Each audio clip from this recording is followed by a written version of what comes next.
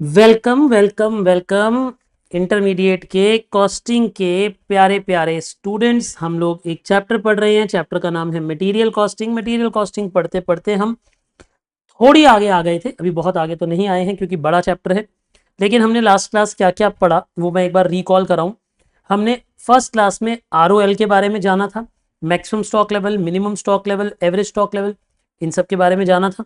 फिर हमने last class पढ़ा ऑर्डरिंग कॉस्ट के बारे में, कैरिंग कॉस्ट के बारे में। मैंने आपको ये बताया कि ऑर्डरिंग कॉस्ट का मतलब होता है कितने ऑर्डर प्लेस करेंगे और हर एक ऑर्डर पे कितना खर्चा आएगा। फिर हमने ये बताया कि एवरेज स्टॉक कितना है और एवरेज स्टॉक पे कैरिंग कॉस्ट कितनी लगती है पर यूनिट पे। क्या ये सारी बातें आपको याद आ रही है मैंने क्या कहा? आपने कहा जी हाँ, ये सारी बातें हमें सर याद हैं, यहां तक हमने पढ़ लिया था, इतनी बातें हमें पता है। एक बात मैं आपको बताना चाहूंगा, देखिए EOQ जो होता है वो बेस्ट ROQ होता है। रीऑर्डर क्वांटिटी जो बेस्ट होती है वो EOQ होती है। अगर क्वेश्चन में, ध्यान से सुनो मेरी बात, एक मिनट फोकस करो। अगर क्वेश्चन में ROQ नहीं दिया हो, बोलो मेरे साथ मैंने क्या बोला? अगर क्वेश्चन में ROQ नहीं दिया हुआ हो तो हम, बोलो, अगर क्वेश्चन में ROQ नहीं दिया हुआ हो तो हम क्या करेंगे? तो हम EOQ को ही ROQ मान लेंगे। तो EOQ को ही ROQ मान लेंगे क्योंकि EOQ ही में तो ROQ ही है। EOQ क्या होता है? EOQ मतलब इकोनॉमिक ऑर्डर क्वांटिटी। बेटा इकोनॉमिक ऑर्डर क्वांटिटी भी तो है, तो वो रीऑर्डर क्वांटिटी ही।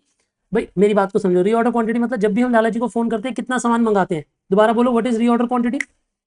बोलिए, व्हाट इज रीऑर्डर क्वांटिटी? जब भी हम लाला जी को फोन करते हैं हम कितना सामान मंगाते हैं उसे बोलते हैं रीऑर्डर क्वांटिटी। उसे बोलते हैं रीऑर्डर क्वांटिटी। क्लियर है आपको ये बात? तो जो हमारी बेस्ट क्वांटिटी है जिसे हम मंगा सकते हैं, जिसे हम मंगवाते हैं अपने पास, जो बेस्ट क्वांटिटी है उसे कहते हैं इकोनॉमिक ऑर्डर क्वांटिटी। क्या ये बातें क्लियर है आपको? कूल मैन, सुपर कूल कि आपको ये सारी बातें समझ आ रही हैं। अभी एक बच्चे ने मुझसे पूछा कि EOQ ROQ के बराबर कैसे हो सकता है। बेटा समझ आया, ROQ बहुत सारे हो सकते हैं, ROQ के बहुत सारे ऑप्शन हो सकते हैं, लेकिन उनमें से एक EOQ भी हो सकता है। मैं इस पर और डिस्कशन करूंगा। आइए पहले EOQ पे डिस्कशन करते हैं। EOQ वो पॉइंट होता है जो बेस्ट लेवल का ROQ होता है। अब जरा समझना मेरी बात। जैसे जैसे, अगर ये मान के चलते हैं हम ऑर्डरिंग और कैरिंग कॉस्ट का ग्राफ बना रहे हैं, ठीक है, जैसे जैसे हम अपने पास रीऑर्डर क्वांटिटी को बढ़ाते जाएंगे, जैसे जैसे हम अपने पास रीऑर्डर क्वांटिटी को 0 से बढ़ाते जाएंगे, वैसे वैसे क्या होगा? यहां पे हम ऑर्डरिंग कॉस्ट और कैरिंग कॉस्ट को दिखाना चाहते हैं, ordering cost and carrying cost को। तो देखिए, जैसे जैसे हम ज्यादा क्वांटिटी मंगाएंगे, सोचो पहले हम 100 क्वांटिटी मंगाते थे, फिर हमने 200 क्वांटिटी स्टार्ट कर दी, फिर हमने 300 क्वांटिटी स्टार्ट कर दी, फिर 400 क्वांटिटी मंगानी स्टार्ट कर दी, फिर 500, फिर 600। जैसे जैसे, मेरी बात को समझिए, जैसे जैसे हम ज्यादा ज्यादा ज्यादा ज्यादा क्वांटिटी मंगाएंगे, जैसे जैसे हम क्या करेंगे बेटे, ज्यादा ज्यादा क्वांटिटी मंगाएंगे, वैसे वैसे हमारी ऑर्डरिंग कॉस्ट कम होती जाएगी। बताइए ऑर्डरिंग कॉस्ट कम क्यों होती जा रही है? आप मुझे बताइए हमारी ऑर्डरिंग कॉस्ट कम क्यों होती जा रही है? क्यों ऐसा हो रहा है कि हमारी ऑर्डर करने के खर्चे कम होंगे? पता है क्यों? जितना ज्यादा सामान एक बारी में खरीदोगे उतने कम ऑर्डर प्लेस करोगे। मैं दोबारा बोलता हूं, सोचो आपको एक साल में 5000 यूनिट्स खरीदने हैं। अगर आप 200 करके खरीदोगे तो 25 ऑर्डर्स प्लेस करोगे, तो 25 बार ऑर्डरिंग कॉस्ट खर्च होगी यहां पे। लेकिन अगर आपको 5000 यूनिट खरीदने हैं, आप एक ही बारी में 500 खरीद लोगे, तो सिर्फ 10 ऑर्डर्स प्लेस करने होंगे, तो 10 टाइम ही ऑर्डरिंग कॉस्ट खर्च होगी, तो ऑर्डरिंग कॉस्ट कम खर्च होगी। क्या मेरी बात आपको समझ आई मैंने क्या कहा? जैसे जैसे हम ज्यादा क्वांटिटी मंगाते हैं, मैं रिपीट करता हूं, जैसे जैसे हम ज्यादा ज्यादा क्वांटिटी मंगाते हैं वैसे वैसे हमारी ऑर्डरिंग कॉस्ट कम होने लगती है।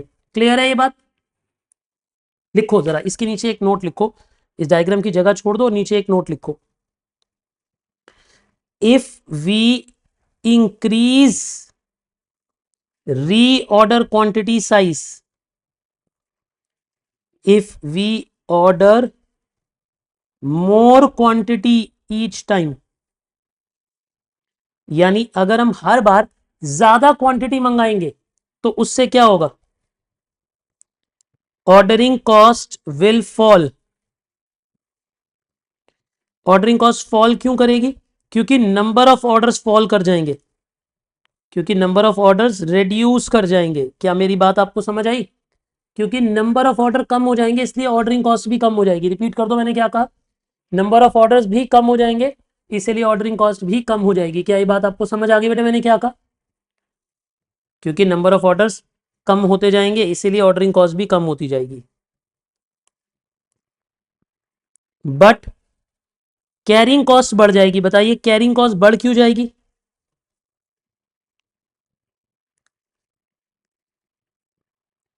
Carrying cost will increase, carrying cost बढ़ने लगेगी। क्यों? As average stock will increase, क्योंकि अब आपको अपने पास ज्यादा स्टॉक रखना होगा, क्योंकि अब आपको अपने पास ज्यादा स्टॉक रखना पड़ेगा। जब आप ज्यादा सामान खरीदोगे तो कैरी भी तो ज्यादा सामान को करोगे। मैं क्या बोल रहा हूं आपको बात समझ आई? अगर बेटे मैं ज्यादा ज्यादा सामान खरीदता हूं तो मुझे कैरी भी तो ज्यादा सामान करना पड़ता है। अगर मैं ज्यादा ज्यादा सामान कैरी करूंगा तो मेरे लिए कैरिंग कॉस्ट बढ़ने लगेगी, मेरे लिए कैरिंग कॉस्ट बढ़ने लगेगी।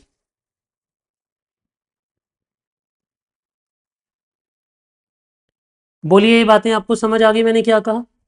जैसे जैसे मैं ज्यादा क्वांटिटी खरीदूंगा, मेरी बात को समझिए, जैसे जैसे मैं ज्यादा क्वांटिटी खरीदूंगा तो मेरी ऑर्डरिंग कॉस्ट कम होगी और मेरी कैरिंग कॉस्ट बढ़ेगी। मेरी दोनों बातें आपको समझ आई मैंने क्या कहा? When we buy more quantity the total ordering cost shall reduce whereas the total carrying cost shall increase.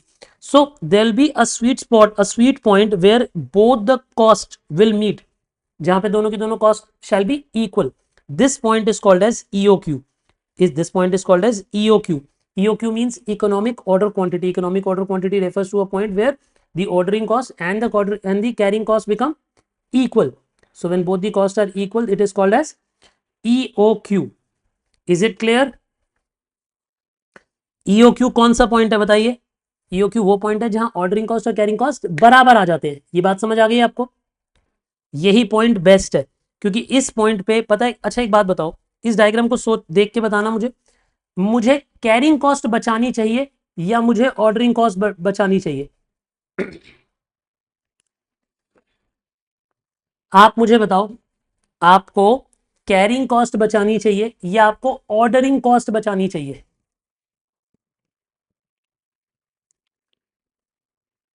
देखो अगर आप कैरिंग कॉस्ट बचाओगे, इमेजिन करो अगर आप कैरिंग कॉस्ट बचाओगे तो ऑर्डरिंग कॉस्ट बढ़ जाएगी, और अगर ऑर्डरिंग कॉस्ट को कम पे लाओगे तो कैरिंग कॉस्ट बढ़ जाएगी।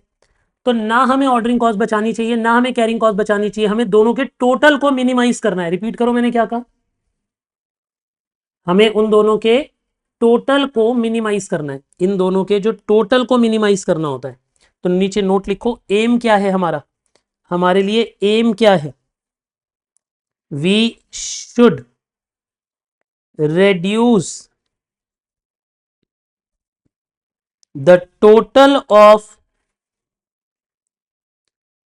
ordering and carrying cost. तो हमें ऑर्डरिंग और कैरिंग कॉस्ट के टोटल को रिड्यूस कर देना चाहिए, हमें ऑर्डरिंग और कैरिंग कॉस्ट के टोटल को रिड्यूस कर देना चाहिए। क्या ये दोनों बातें आपको समझ आ गई? पक्की बात है? सोनाली क्लियर है बेटे? यानी ना हमें ऑर्डरिंग को कम करना है ना हमें कैरिंग को कम करना है, हमें दोनों के टोटल को मिनिमाइज करना है, हमें दोनों के टोटल को मिनिमाइज करना है। सिंपल सी बात है। बहुत ही बढ़िया कि हमें ये सारी बातें समझ आ रही है यहां तक अच्छे से। कोई प्रॉब्लम तो नहीं आ रही बेटे आपको ईओक्यू समझने में अभी तक? नो। एक नोट और लिखिए,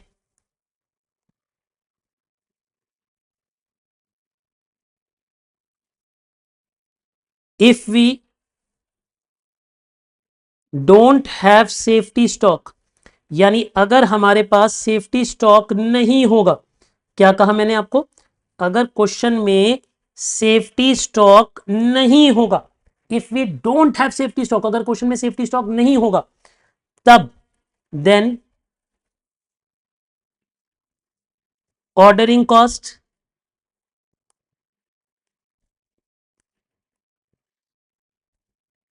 total ordering cost will be equal to total carrying cost.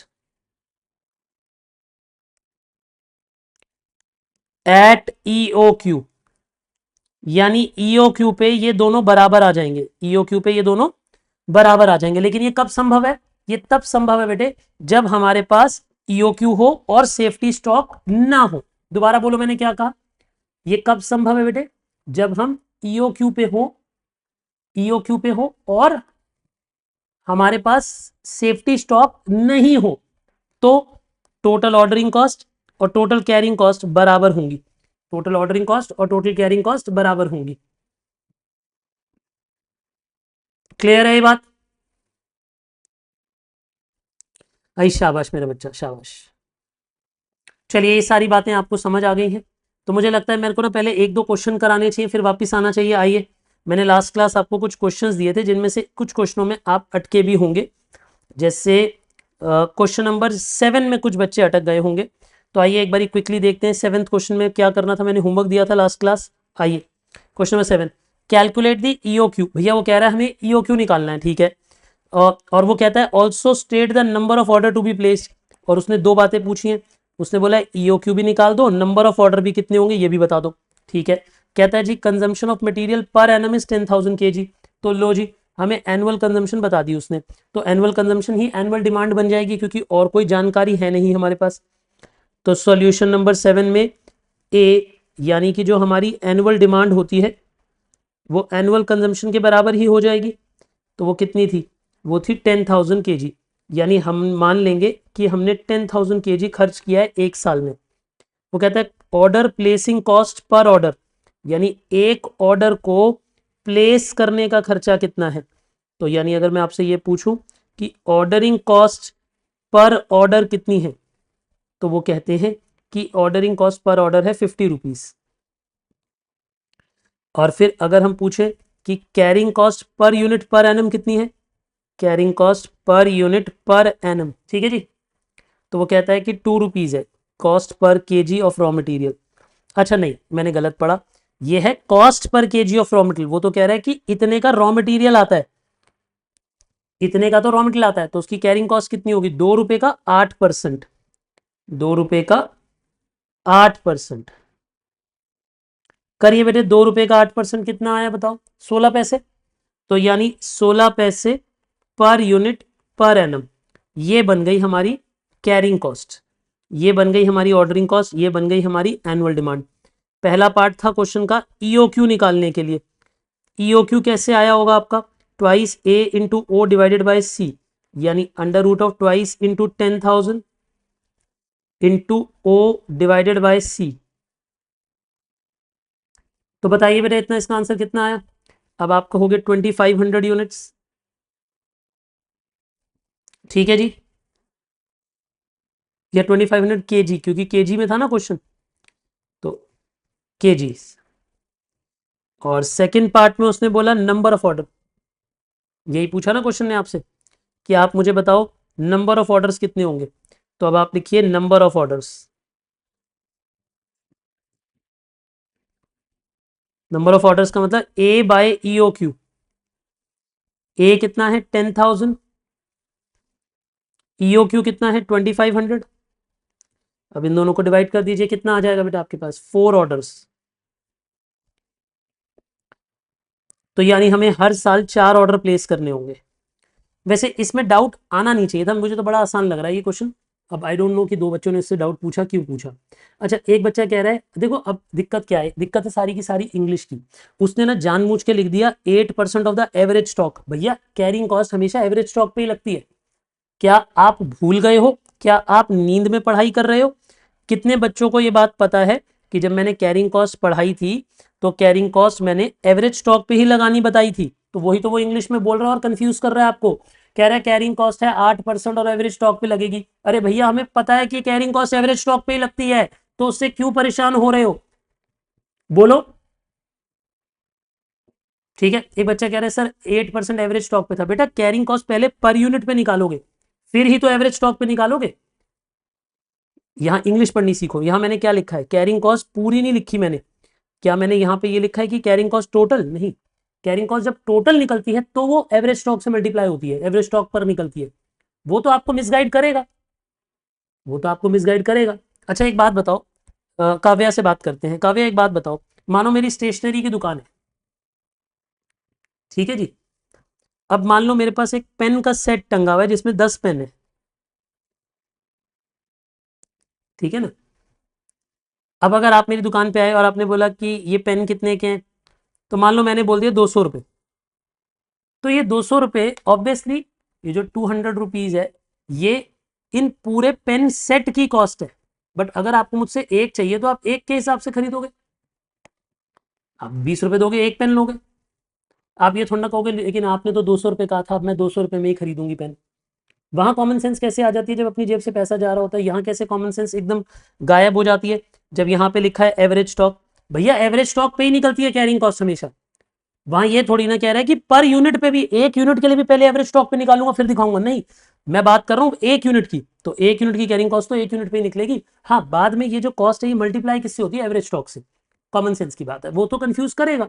आप क्यों हो रहे हो बेटे, मतलब ये कंफ्यूजन भी अच्छी नहीं है बेटा, ये बेकार कंफ्यूजन है, मतलब मीनिंगफुल नहीं है। बाकी सबको समझ आ गई बेटे हमने क्या बात करी। चलिए और बताइए, कोई मैंने जो होमवर्क दिया था और किसी में तो डाउट नहीं आया, फिर आगे बढ़ जाऊं मैं सीधा सीधा क्वेश्चन कराने के लिए एक दो। तैयार हो आप कुछ नया पढ़ने के लिए, कुछ बेहतर सीखने के लिए आज। आपने कहा हाँ जी सर। अब हम थोड़ी भारी टॉपिक पे चलेंगे, आज हम अच्छा क्वेश्चन पढ़ना स्टार्ट करेंगे। क्वेश्चन नंबर 13 प्लीज पढ़िए। यहां से वो क्वेश्चन स्टार्ट होंगे जो मेजरली एग्जाम में देखोगे आप। ये क्वेश्चन नंबर 13 जैसे क्वेश्चन है जो आप एग्जाम में देखोगे। आइए जरा, क्वेश्चन नंबर 13 क्या कहता है, KL limited produces product M which has a quarterly demand of 8000 unit. देखो बेटा, क्वेश्चन का तो काम है वो आपको पागल बनाएगा, लेकिन आपको समझदार बनना है, आपको पागल नहीं बनना है। मेरे एक सवाल का जवाब दे दो, क्या हम ये चैप्टर जो पढ़ रहे हैं ये आउटपुट के लिए पढ़ रहे हैं या इनपुट के लिए पढ़ रहे हैं, जल्दी बताओ। थोड़ी स्पीड पकड़ो बेटे, अच्छे अच्छे क्वेश्चन करने हैं आज हमने ज्यादा क्वेश्चन करने हैं, कंसेप्ट कम पढ़ने, क्वेश्चन, क्योंकि पिछली 2-3 क्लास में हमने कंसेप्ट ज्यादा पढ़े हैं। हमारा ये चैप्टर इनपुट बेस्ड चैप्टर है, लेकिन वो क्या बोल रहा है, वो बोल रहा है कि हम एक प्रोडक्ट बनाते हैं एम जिसकी क्वार्टरली डिमांड है 8000। अरे तेरी ऐसी की तैसी, यानी वो हमें बता रहा है कि जो हमारा आउटपुट है, आउटपुट उसका नाम है एम और उसकी डिमांड कितनी है 8000 पर क्वार्टर। तो 4 क्वार्टर्स होते हैं, यानी उसकी डिमांड है 32,000 पर एनम। क्या ये बात आपको समझ आ गई मैंने क्या कहा। अच्छा एक बात बताओ, क्या हमारे लिए ये जो हमारे लिए ये जो आंसर आया ये इंपॉर्टेंट है, शायद हो भी सकता है, क्योंकि हो सकता है इसी से इनपुट पता लगे, हो सकता है इसी से इनपुट पता लगे, क्योंकि हमें क्वेश्चन किसका करना है बताओ, आउटपुट का या इनपुट का। हमें इनपुट का क्वेश्चन करना है ना कि आउटपुट का। आइए पढ़ते हैं। फिर वो ये कहता है the product requires 3 kgs quantity of material x for every finished unit of product. वो ये कहता है कि भैया देखो, the product requires 3 kg quantity of material x. वो कहता है हमें ना 3 kg क्वांटिटी चाहिए होती है एक्स की for every finished unit of product. मतलब एक यूनिट बनाने के लिए, देखो अगर एक यूनिट बनाना है तो उसके लिए 3 kg इनपुट लगता है। तो आप मुझे बताओ हमारा टोटल इनपुट रिक्वायर्ड कितना होगा, टोटल इनपुट रिक्वायर्ड कितना होगा, कोई मुझे बता सकता है क्या। देखो अगर मुझे एक यूनिट बनाना है तो 3 kg लगेगा, तो अगर मुझे 32,000 यूनिट बनाने होंगे तो कितना इनपुट लगेगा, बता सकता है कोई।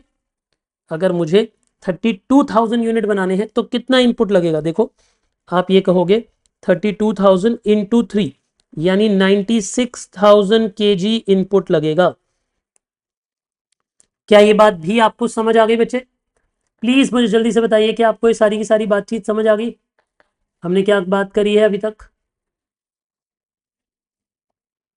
Is it clear, cool. बच्चे कह रहे हैं कि यहां तक की बातचीत आपको समझ आ गई मैंने क्या कहा, बहुत बढ़िया,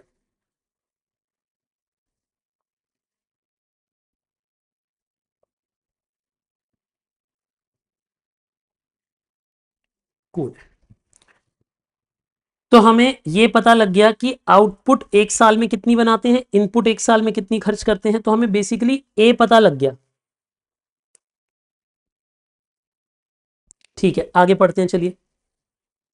और क्या कहता है क्वेश्चन, वो कहता है देखो कॉस्ट ऑफ मटेरियल 20 रुपीज है, तो यानी प्राइस ऑफ मटेरियल, खरीदने जाओगे तो 20 रुपए पर केजी का मटेरियल है।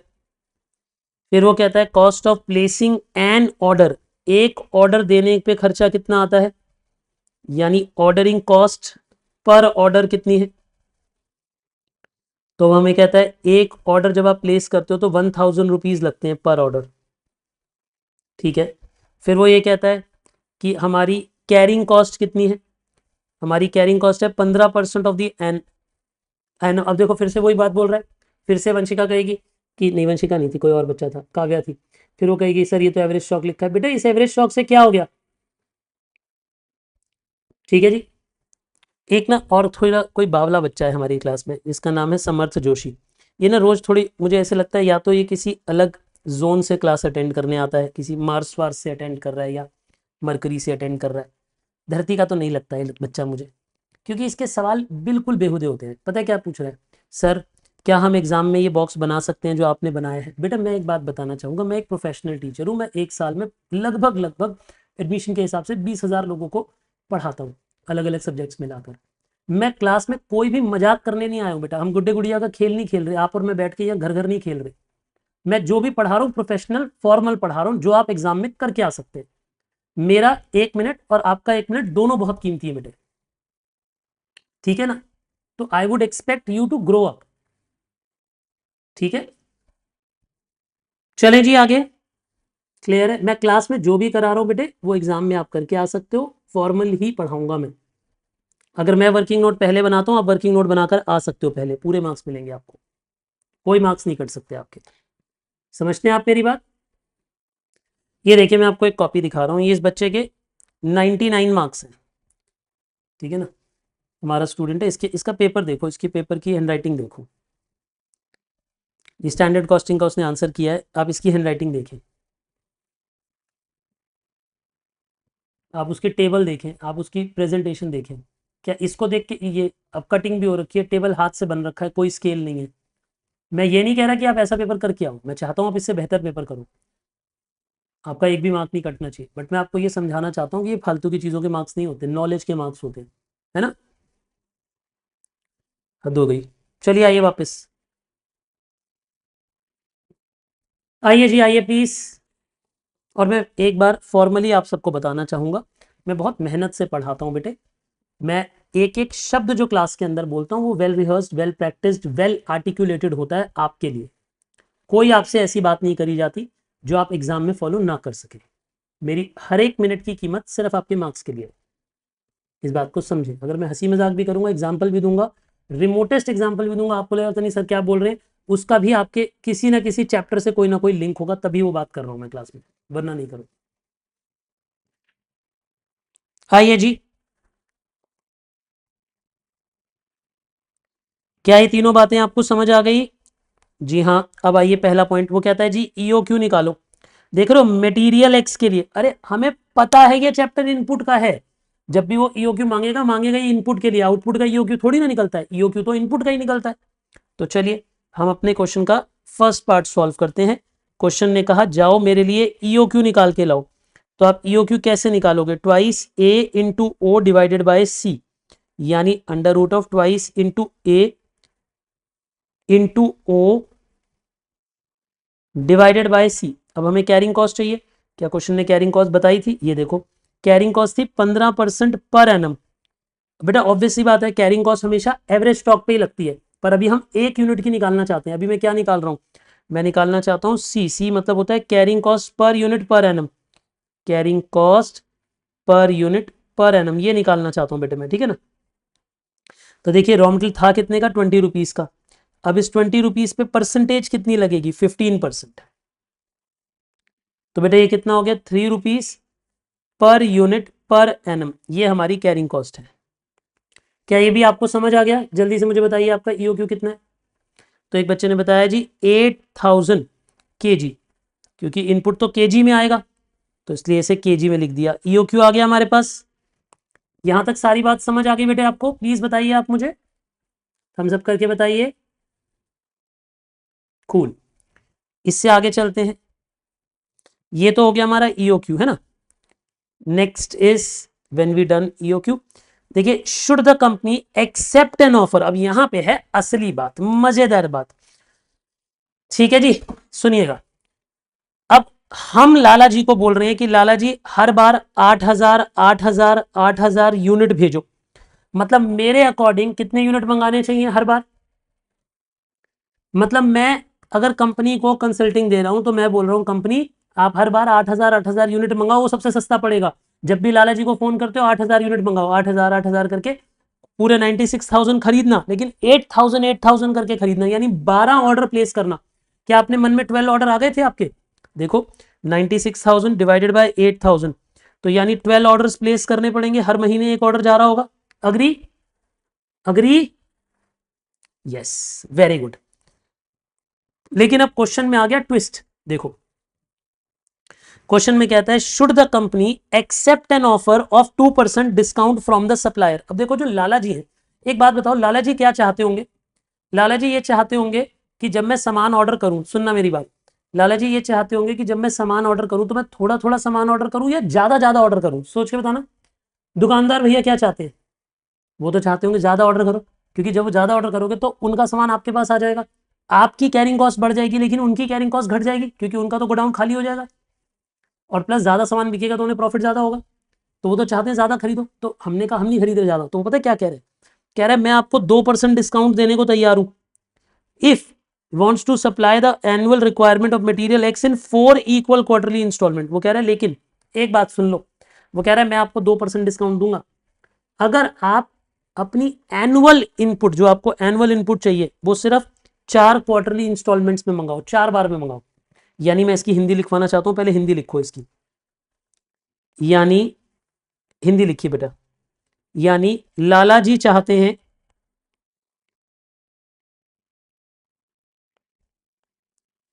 कि अगर हम एनुअल डिमांड को 4 इंस्टॉलमेंट में मंगा लें, 4 इंस्टॉलमेंट्स मतलब ऑर्डर्स में मंगवा लें, तो वो हमें तो वो हमें 2% डिस्काउंट ऑन प्राइस दे देंगे। अभी ना आपको ऐसे लग रहा होगा मैं हिंदी क्यों लिखूं, मेरे को, मैं तो इंग्लिश बोलता हूँ, मेरी तो इंग्लिश इतनी अच्छी है। मुझे पता है कि आपकी इंग्लिश बहुत अच्छी है, लेकिन मैं आपको सच बताऊं बेटा, ये जो हिंदी नोट्स है ना, ये इनकी इंपॉर्टेंस आखिरी दिन में पता लगेगी, जब आप लास्ट डे पढ़ाई कर रहे होगे ना एग्जाम से पहले, तब आपके पास इतना समय ही नहीं होगा कि आप पूरे पूरे क्वेश्चन पढ़ो, पूरे पूरे आंसर पढ़ो। तो ये एक हिंदी की एक लाइन पढ़कर आपको पूरा क्वेश्चन रिकॉल हो जाएगा कि अच्छा सर ने ये कहा था, इसका ये मतलब है, इसमें ये करना था, क्योंकि तब आपके पास समय कम होता है। बेटा देखो कॉस्टिंग में क्या है, नंबर ऑफ क्वेश्चन बहुत सारे हैं। आपने देखा एक ही टॉपिक में हर क्वेश्चन अपने आप में नया हो जाता है, हर क्वेश्चन नया है, हर क्वेश्चन नया है। तो इसीलिए आपको क्वेश्चंस की समझ आनी चाहिए, दैट इज इंपॉर्टेंट, तभी एग्जाम कर पाओगे अच्छा। क्या ये लिख लिया आपने? एंड ट्रस्ट मी बेटे, हजारों बच्चों ने बहुत बहुत फायदा उठाया है ऐसे नोट्स लिखने का। आई डेफिनेटली वांट कि आप भी इन नोट्स को अच्छे से पढ़ें। ठीक है जी, क्लियर है ये बात? चलिए आगे देखते हैं। अब ये 2% डिस्काउंट की बात हो रही है। अब लाला जी हमें कह रहे हैं कि यार एक काम करो, क्या ये बच्चों की तरह तुम 8,000 यूनिट मंगाते हो, इकट्ठे क्वार्टरली ऑर्डर मंगाओ। अब देखो आप थोड़ी देर कॉपी मत करो, आप पेन रख दो और मुझे कराने दोगे, ठीक है ना? मेरे को इसका सेकंड पार्ट पूरा पढ़ाने दो, जब मैं पूरा पढ़ा दूंगा उसके बाद कॉपी करना। देखिए जी, यानी अब हमारे पास स्टेटमेंट ऑफ डिसीजन मेकिंग बनानी पड़ेगी। इसमें आएंगी 2 बड़े बड़े कॉलम, आपने सिर्फ समझना है, अभी सिर्फ समझना है। यानी अब हम बात कर रहे हैं स्टेटमेंट ऑफ डिसीजन मेकिंग।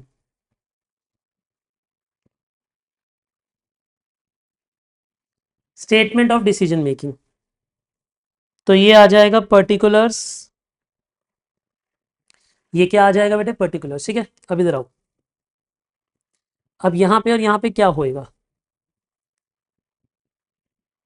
यहां पे आप लिखने वाले हो सबसे पहले स्टेटमेंट ऑफ डिसीजन मेकिंग में, प्लीज सुनिए, सुनिए। आप यहां पे लिखने वाले हो एट ईओक्यू, अगर हम 8000 kg के ही ऑर्डर प्लेस करते रहे, अगर हम लाला जी की बात को नजरअंदाज कर दें, हम क्या हम आपकी नहीं सुन रहे, हमारा जो दिल कहता है हम वही करेंगे, हम 8000 करके मंगाएंगे। क्या ये बात आपको समझ आ रही है मैंने क्या कहा? अच्छा एक बात हो, अगर हम 8000 यूनिट मंगाते तो हमारे खर्चे कुछ और आते, पर लाला जी हमें कह रहे हैं कि यार तुम ऐसा मत करो, तुम ना एक ही बारी में 96,000 डिवाइडेड बाय 4 करना पड़ेगा। तो ये बन जाएगा आपका, जैसे 8000 था ना, 8000 24,000, तो 24,000 kg ROQ। मतलब आप हर बार, लाला जी कह रहे हैं हर बार इतनी kg मंगा लो। क्या 8000 मंगाते हो, क्या छोटे छोटे चिन्ने चिन्ने ऑर्डर देते हो, मुझे बड़ा ऑर्डर दो। लाला जी आपसे क्या डिमांड कर रहे हैं कि मुझे बड़े ऑर्डर दो। सर ये 24,000 कैसे आया, मैं आपको समझाता हूं। देखो ये 24,000 आया होगा जब आपने 96,000 को डिवाइडेड बाय 4 कर दिया होगा, क्योंकि 96,000 आपको एक साल में खरीदना है। बेटा 96,000 आपको कब खरीदना है बताओ? 96,000 kg आपको एक साल में खरीदने हैं, तो अगर आप उसे 4 क्वार्टर्स में खरीदोगे तो डिवाइड बाय 4 कर दो, हर क्वार्टर में कितना कितना खरीदोगे? 24,000 24,000 24,000 24,000 हर क्वार्टर में खरीदोगे। यहां तक क्वेश्चन क्लियर है बेटे? अब सुनना, अभी कॉपी नहीं करना, सिर्फ सुनना है, सिर्फ आराम से सुनना है। आप मुझे बताओ कि हमारी टोटल ऑर्डरिंग कॉस्ट कितनी होगी। देखो आप मुझे ये कहोगे कि सर टोटल ऑर्डरिंग कॉस्ट होगी इतनी। देखो हमें एक साल में 96,000 kg खरीदने हैं। अब फॉर्मूला को देखो पहले, देखो फॉर्मूला में ऑर्डरिंग कॉस्ट कैसे आती है, सुनिए। पहले आप निकालते हो number of orders. Number of orders का मतलब होता है ए अपॉन ROQ या फिर EOQ, कुछ भी हो सकता है, इनटू O, है ना। तो यानी यहां पे आएगा 96,000 अपॉन 8,000। तो बताओ कितने ऑर्डर हुए, जल्दी से बताओ कितने ऑर्डर हुए। ये हुए बेटा हमारे 12 ऑर्डर्स, ये हुए हमारे 12 ऑर्डर्स, है ना।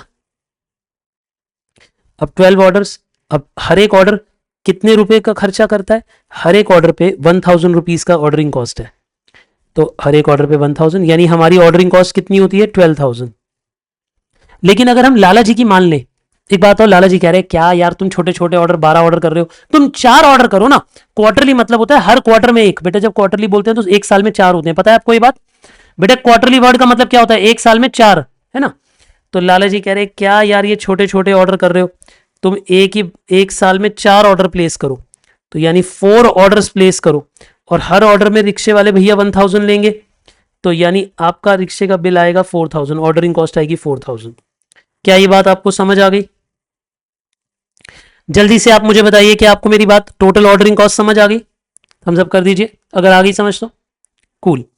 अब अगर आपको टोटल ऑर्डरिंग कॉस्ट समझ आ गई तो अब एक काम करिए, अब आप करिए टोटल कैरिंग कॉस्ट, यानी सामान को रखने का खर्चा। ठीक है ना। देखो कैरिंग कॉस्ट कैसे आती थी ये भी समझो। कैरिंग कॉस्ट हम लिखते थे safety stock plus half of reorder quantity, इससे एवरेज स्टॉक आ जाता था बेटे, और एवरेज स्टॉक को carrying cost per unit per annum से इंटू कर देते थे। यानी पहले हम एवरेज स्टॉक निकाल लेते थे, फिर एवरेज स्टॉक को carrying cost per unit per annum से इंटू कर देते थे। याद है सबको ये बात? आपने कहा सर मुझे ये बात याद है।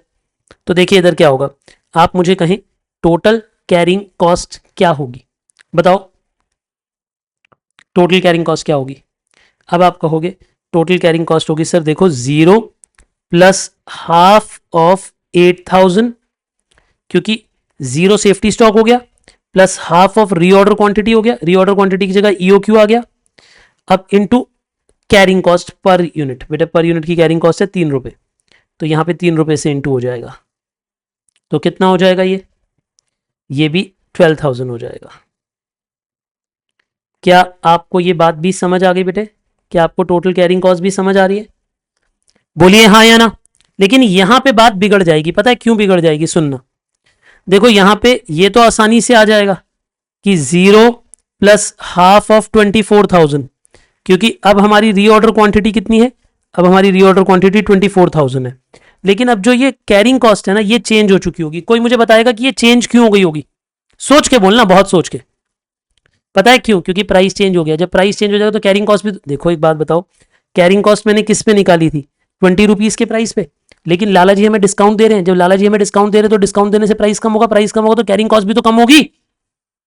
कितने बच्चों को समझ आया मैंने क्या कहा? बेटा अगर प्राइस कम होगा तो कैरिंग कॉस्ट भी तो कम होगी। तो इधर नीचे वर्किंग नोट बनाएंगे, पेज के एकदम नीचे जाके हम एक वर्किंग नोट बनाएंगे। एक बात बताइए, न्यू प्राइस कितना है आफ्टर डिस्काउंट? कोई मुझे बता सकता है कि डिस्काउंट मिलने के बाद हमारा नया प्राइस कितना होगा? तो आप ये कहोगे कि सर अगर मुझे डिस्काउंट मिल जाता है ना, तो आप ये समझो कि मेरा सामान है कितने का, बताओ बताओ, 20 रुपीज़ का। लेकिन 20 रुपीज़ के दाम में लाला जी हमें 2% डिस्काउंट देने की बात कर रहे हैं। अगर लाला जी हमें 2% डिस्काउंट देते हैं तो 40 पैसे का डिस्काउंट होगा, तो नया प्राइस हो जाएगा 19.6 रुपीज़ पर केजी। ये नया प्राइस होगा। और अगर नया प्राइस ये है तो न्यू कैरिंग कॉस्ट कितनी होगी?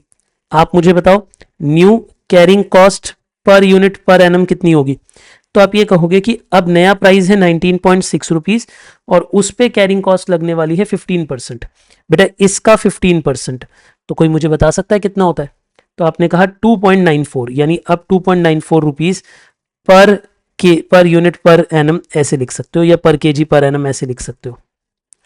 यानी जो 3 रुपए की कैरिंग कॉस्ट थी वो कम होकर 2.94 हो गई। मैंने क्या कहा, जो पहले 3 रुपए की कैरिंग कॉस्ट थी वो अब कम होकर कितने की हो गई बेटा?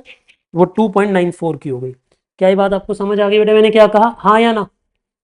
जल्दी से बताइए, इतनी बातें क्लियर हैं? ठीक है जी। अब एक बच्चा कहता है कि ये कैसे कम हुई? बेटा एक बात बताओ, अगर मैं यूं कहूं कि सामान सस्ता हो गया तो सामान के ऊपर ब्याज भी तो कम लगेगा। कैरिंग कॉस्ट क्या होता है, पहले तो आप ये बताओ कैरिंग कॉस्ट क्या होता है, क्योंकि अगर जो बच्चे लास्ट क्लास पढ़ कर आते हैं, पिछली क्लास रिवाइज करके आते हैं, उन्हें ये बात पता है कि कैरिंग कॉस्ट का मतलब क्या है। कैरिंग कॉस्ट का मतलब है सामान को अपने पास गोडाउन में रखने की कीमत। रखने की कीमत में स्टोरेज की कीमत भी आएगी, इंटरेस्ट भी आएगा, इंश्योरेंस भी आएगी। तो अगर सामान ही सस्ता हो गया तो उसकी इंश्योरेंस भी सस्ती होगी, अब उसके ऊपर इंटरेस्ट भी कम लगेगा, तो ऑब्वियस बात है कैरिंग कॉस्ट कम हो जाएगी ना। ये बात आपको क्लियर हो गई बेटा मैंने क्या कहा? कूल। तो ये 2.94 हो गई।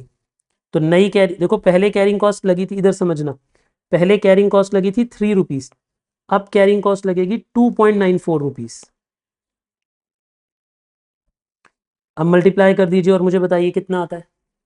35, 280। देख रहे हो लाला जी कितने चालाक हैं। उन्होंने पता है क्या लालच दिया, मैं आपको एक बार इस क्वेश्चन को ध्यान से समझो, पता है कितना तगड़ा लालच दिया लाला जी ने। लाला जी ने कहा, अरे कहाँ छोटे छोटे ऑर्डर प्लेस कर रहे हो, कहाँ 12 ऑर्डर प्लेस कर रहे हो, 4 ऑर्डर में सामान ले लो ना, 4 ही ऑर्डर में सारा सामान ले लो, मैं तुम्हें 2% डिस्काउंट दे दूंगा। अब डिस्काउंट दे दिया, इससे क्या हुआ, हमें बड़ा खुश हो रहे थे हम कि ऑर्डरिंग कॉस्ट कम हो गई। बेटा ऑर्डरिंग कॉस्ट कम हुई लेकिन कैरिंग कॉस्ट बढ़ भी तो गई। अब सामान हमें ज्यादा कैरी करना पड़ रहा है, ज्यादा कैरी करना पड़ रहा है तो कैरिंग कॉस्ट बढ़ भी तो जाएगी, क्योंकि पहले हम सिर्फ 8,000 का हाफ स्टॉक कैरी करते थे, अब हम 24,000 का हाफ स्टॉक कैरी कर रहे हैं। क्या ये बात आपको क्लियर हो गई मैंने क्या कहा? Total ordering cost, total carrying cost, बोलिए ये दोनों बातें क्लियर हैं आपको? अब इसके बाद आइए, अब इसके बाद आएगी परचेज कॉस्ट।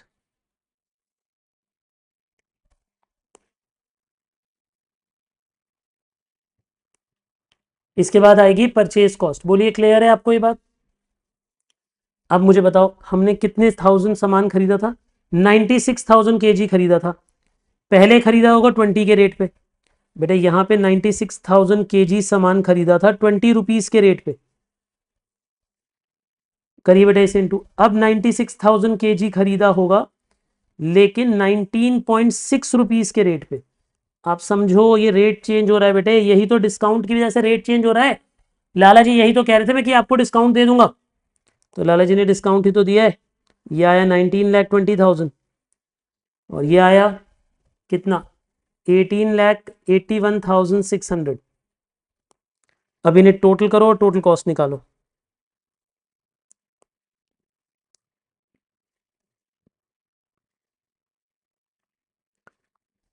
तो ये टोटल कॉस्ट कितनी आ गई बताइए? ये टोटल कॉस्ट आ गई 19,44,000। और ये टोटल कॉस्ट कितनी आ गई?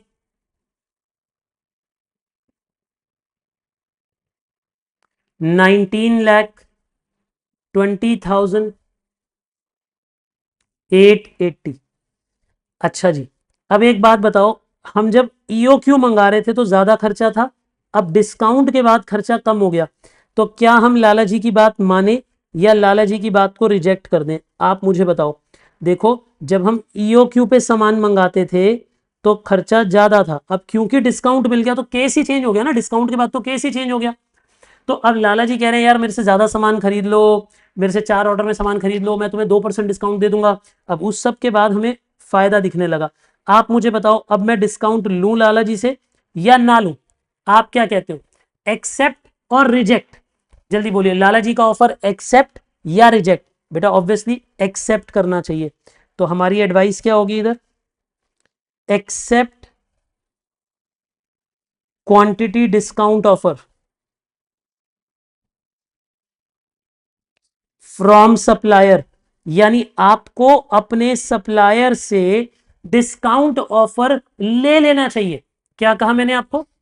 आपको अपने लाला जी से डिस्काउंट ऑफर ले लेना चाहिए, बिकॉज इट सेव्स। कितने रुपए सेव हो रहे हैं, कोई माइनस करके दे सकता है मुझे? 1944,000 माइनस 192880 माइनस करके कोई दे सकता है अमाउंट? तो एक बच्चे ने कहा 23,120 रुपीज सेव हो रहे हैं, क्योंकि ये हमारे लिए पैसे बचा रहा है। क्या ये बात क्लियर है आपको? क्या ये बात आप सभी को समझ आती है मैंने क्या कहा?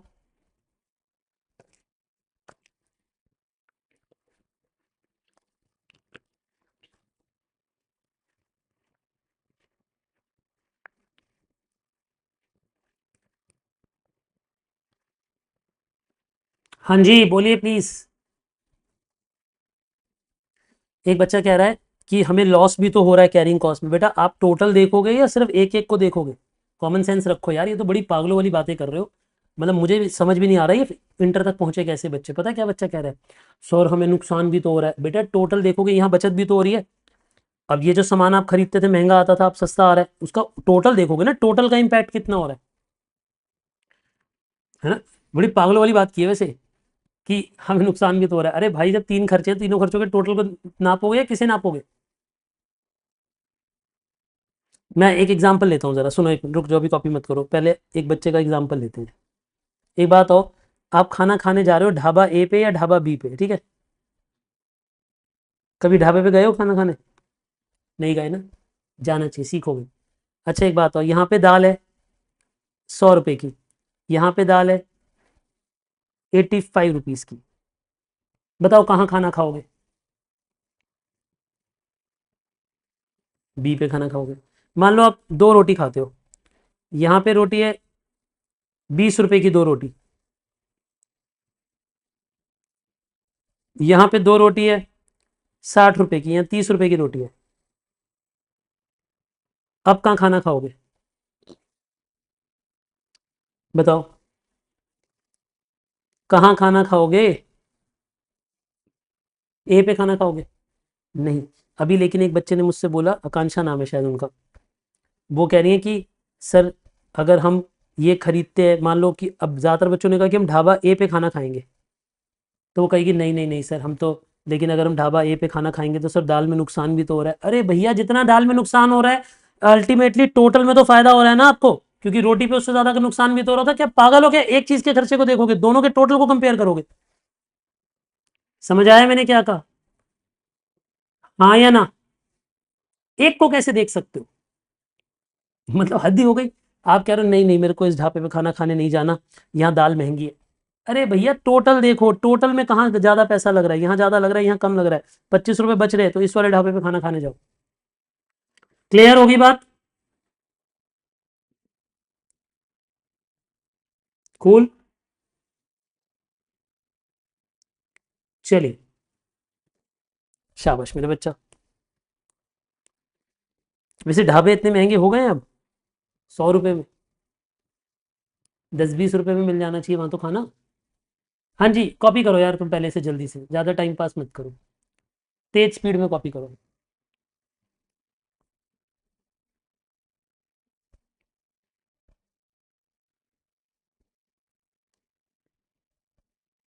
एक बच्ची कह रही है इससे भी ज्यादा महंगा हो चुका है खाना, हद कर लो।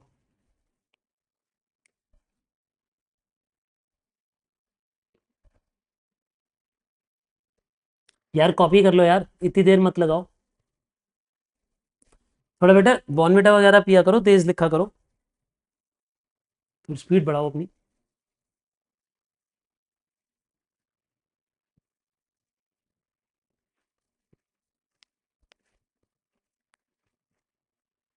डन।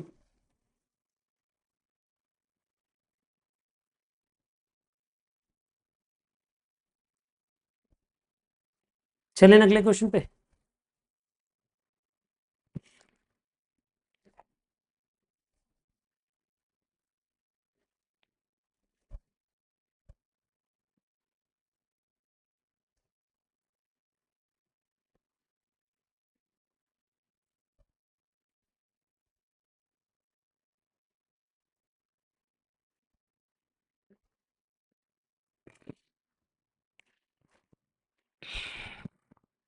कॉपी कर लिया बच्चा?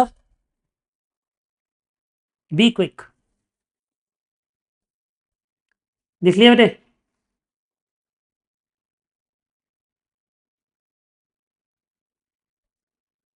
चलिए आगे देखते हैं। अब ज़्यादातर बच्चों ने ये लिख लिया है, जिन्होंने नहीं लिखा है क्लास के एंड में मुझे याद दिला देना, फिर मैं आपको शीट दिखा दूंगा, अब तब लिखना बेटा, क्योंकि आप बहुत ही धीमे लिख रहे हो बेटा। चलिए आइए पढ़ते हैं हम और। ठीक है जी।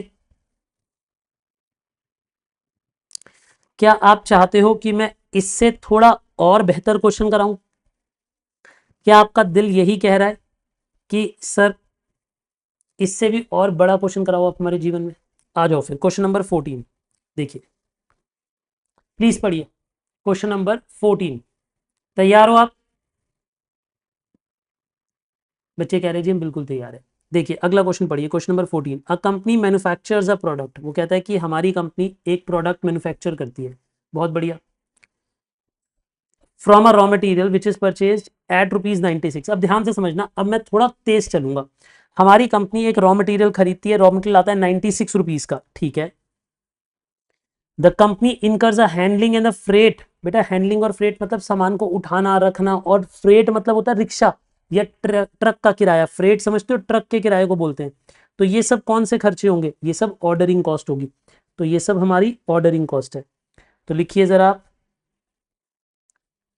ऐसे लिखिए जरा solution number 14।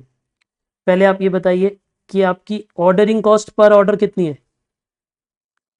Ordering cost per order कितनी है बताइए? तो आप कहेंगे पर ऑर्डर ऑर्डरिंग कॉस्ट है 1500, ठीक है। साथ साथ लिखो, यानी ऑर्डरिंग कॉस्ट है 1500। कूल। देखिए अब वो कहता है the incremental carrying cost is 7.5 पर केजी पर क्वार्टर। चालाक कितना है आप चालाकी देख रहे हो उसकी, कैसे पागल बना रहा है। कह रहा है पर केजी पर क्वार्टर, लेकिन हमें पर क्वार्टर लेना होता है या पर एनम लेना होता है? आप मुझे बताओ, हमें पर क्वार्टर लेना होता है या पर एनम? पर एनम चाहिए होता है बेटे। तो आप इधर क्या लिखोगे? आप लिखोगे, देखिए आप इधर लिखेंगे carrying cost per unit per annum, carrying cost per unit per annum. तो जो क्वार्टरली था ना, उसे इंटू 4 कर देना बेटे।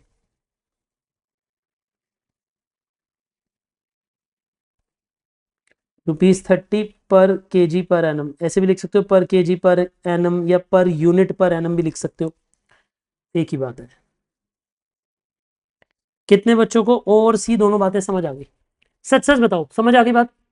आपको चालाकी समझ आई बेटे? क्वेश्चन में क्या थी कि वो पर क्वार्टर दे रहा है, लेकिन क्या आपको उसे पर क्वार्टर को रखना है या आप उसे पर एनम में बना दोगे? आपको उसे पर एनम में कन्वर्ट कर देना चाहिए, आपको उसे पर एनम में कन्वर्ट कर देना चाहिए। बोलिए क्लियर है ये बात? आइए फिर आगे।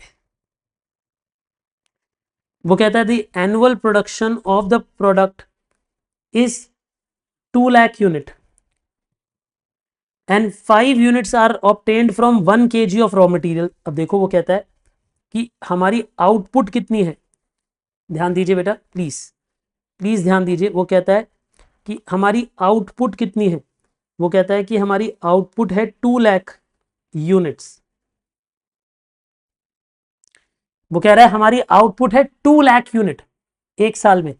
देखिए दोबारा पढ़िए, वो कहता है कि the annual production is 2 lakh unit of product,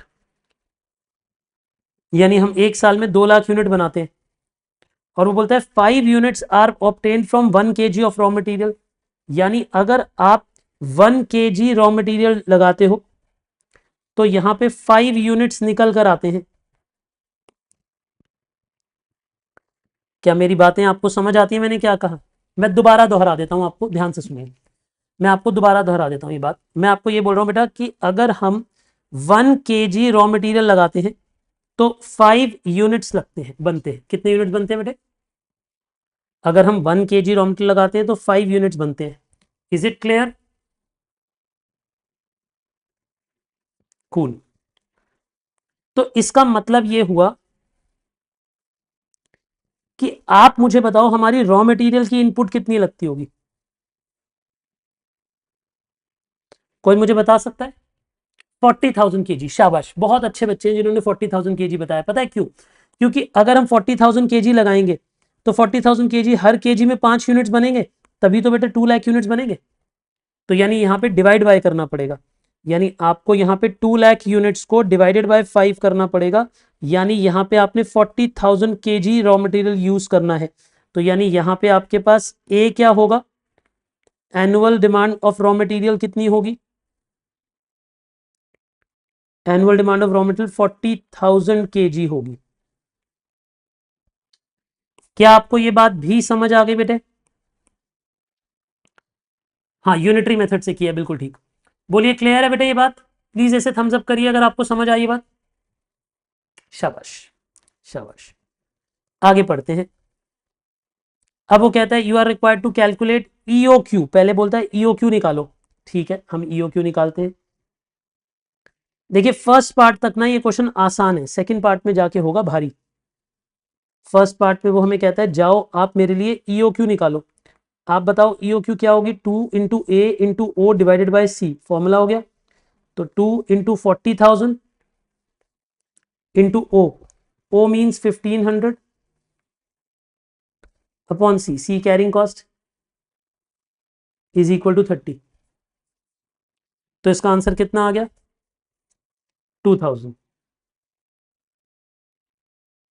क्या ये बातें आपको समझ आ रही है मैंने क्या कहा? इसका आंसर आ गया 2000। कोई डाउट तो नहीं है? तो ये ईओक्यू का आंसर आ गया 2000 kg ईच टाइम।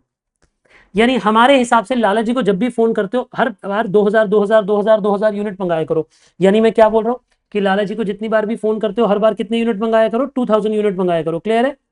लाला जी को जितनी भी बार फोन करते हो हर बार 2000 यूनिट मंगा लिया करो भैया, जिंदगी सफल हो जाएगी। ठीक है, अब क्वेश्चन के अंदर ट्विस्ट देखो। If the company proposes to rationalise मतलब समझदारी की तरफ जाना चाहते हैं, हम समझदार होना चाहते हैं, placement of the order on yearly basis. हो अगर हम ईयरली बेसिस पे ऑर्डर करें, ईयरली बेसिस मतलब पूरे साल में एक ही ऑर्डर।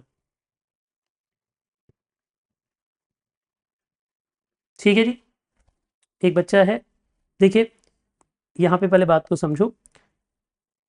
पता नहीं मतलब समझ में नहीं आ रहा, होमवर्क नहीं कर रहे, घर पे बुक किताब भी नहीं खोल के देख रहे, मतलब मुझे नहीं समझ आ रहा बेटे, मैं डांटूं या क्या करूं? मैं गुस्सा इसलिए कर रहा हूं क्योंकि ये वो बच्चे हैं जो होमवर्क ही नहीं करते हैं घर पे, मतलब who have not even open the book और आके फिर डाउट पूछते हैं।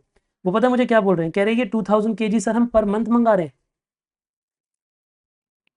बताओ, ये पर मंथ मंगा रहे हैं, ये एक बार में मंगा रहे हैं। मैं कैसे कह सकता हूँ पर मंथ? यानी अगर मुझे एक साल में 40,000 यूनिट चाहिए और मैं 2000 यूनिट एक बार में मंगा रहा हूँ, यानी मैं ईयर में 20 ऑर्डर कर रहा हूँ। 20 ऑर्डर का मतलब है कि मैं 360 दिन में, 360 मान रहा हूँ 365 को 20 ऑर्डर करता हूँ, तो मैं हर 18 दिन में एक ऑर्डर प्लेस करता हूँ। ये मंथली कैसे हो गया? कहा मैंने कब ऐसा बोला कि ये पर मंथ का ऑर्डर है? ये हर बार का ऑर्डर है, मंथली तो बोला ही नहीं बेटा कभी भी। सुनिए, if the company proposes to rationalise the placement of order on yearly basis, ध्यान से सुनिए, अगर कंपनी ये चाह रही है कि हम हर साल में एक ही बार ऑर्डर प्लेस करें, हर साल में एक ही बार ऑर्डर प्लेस करें,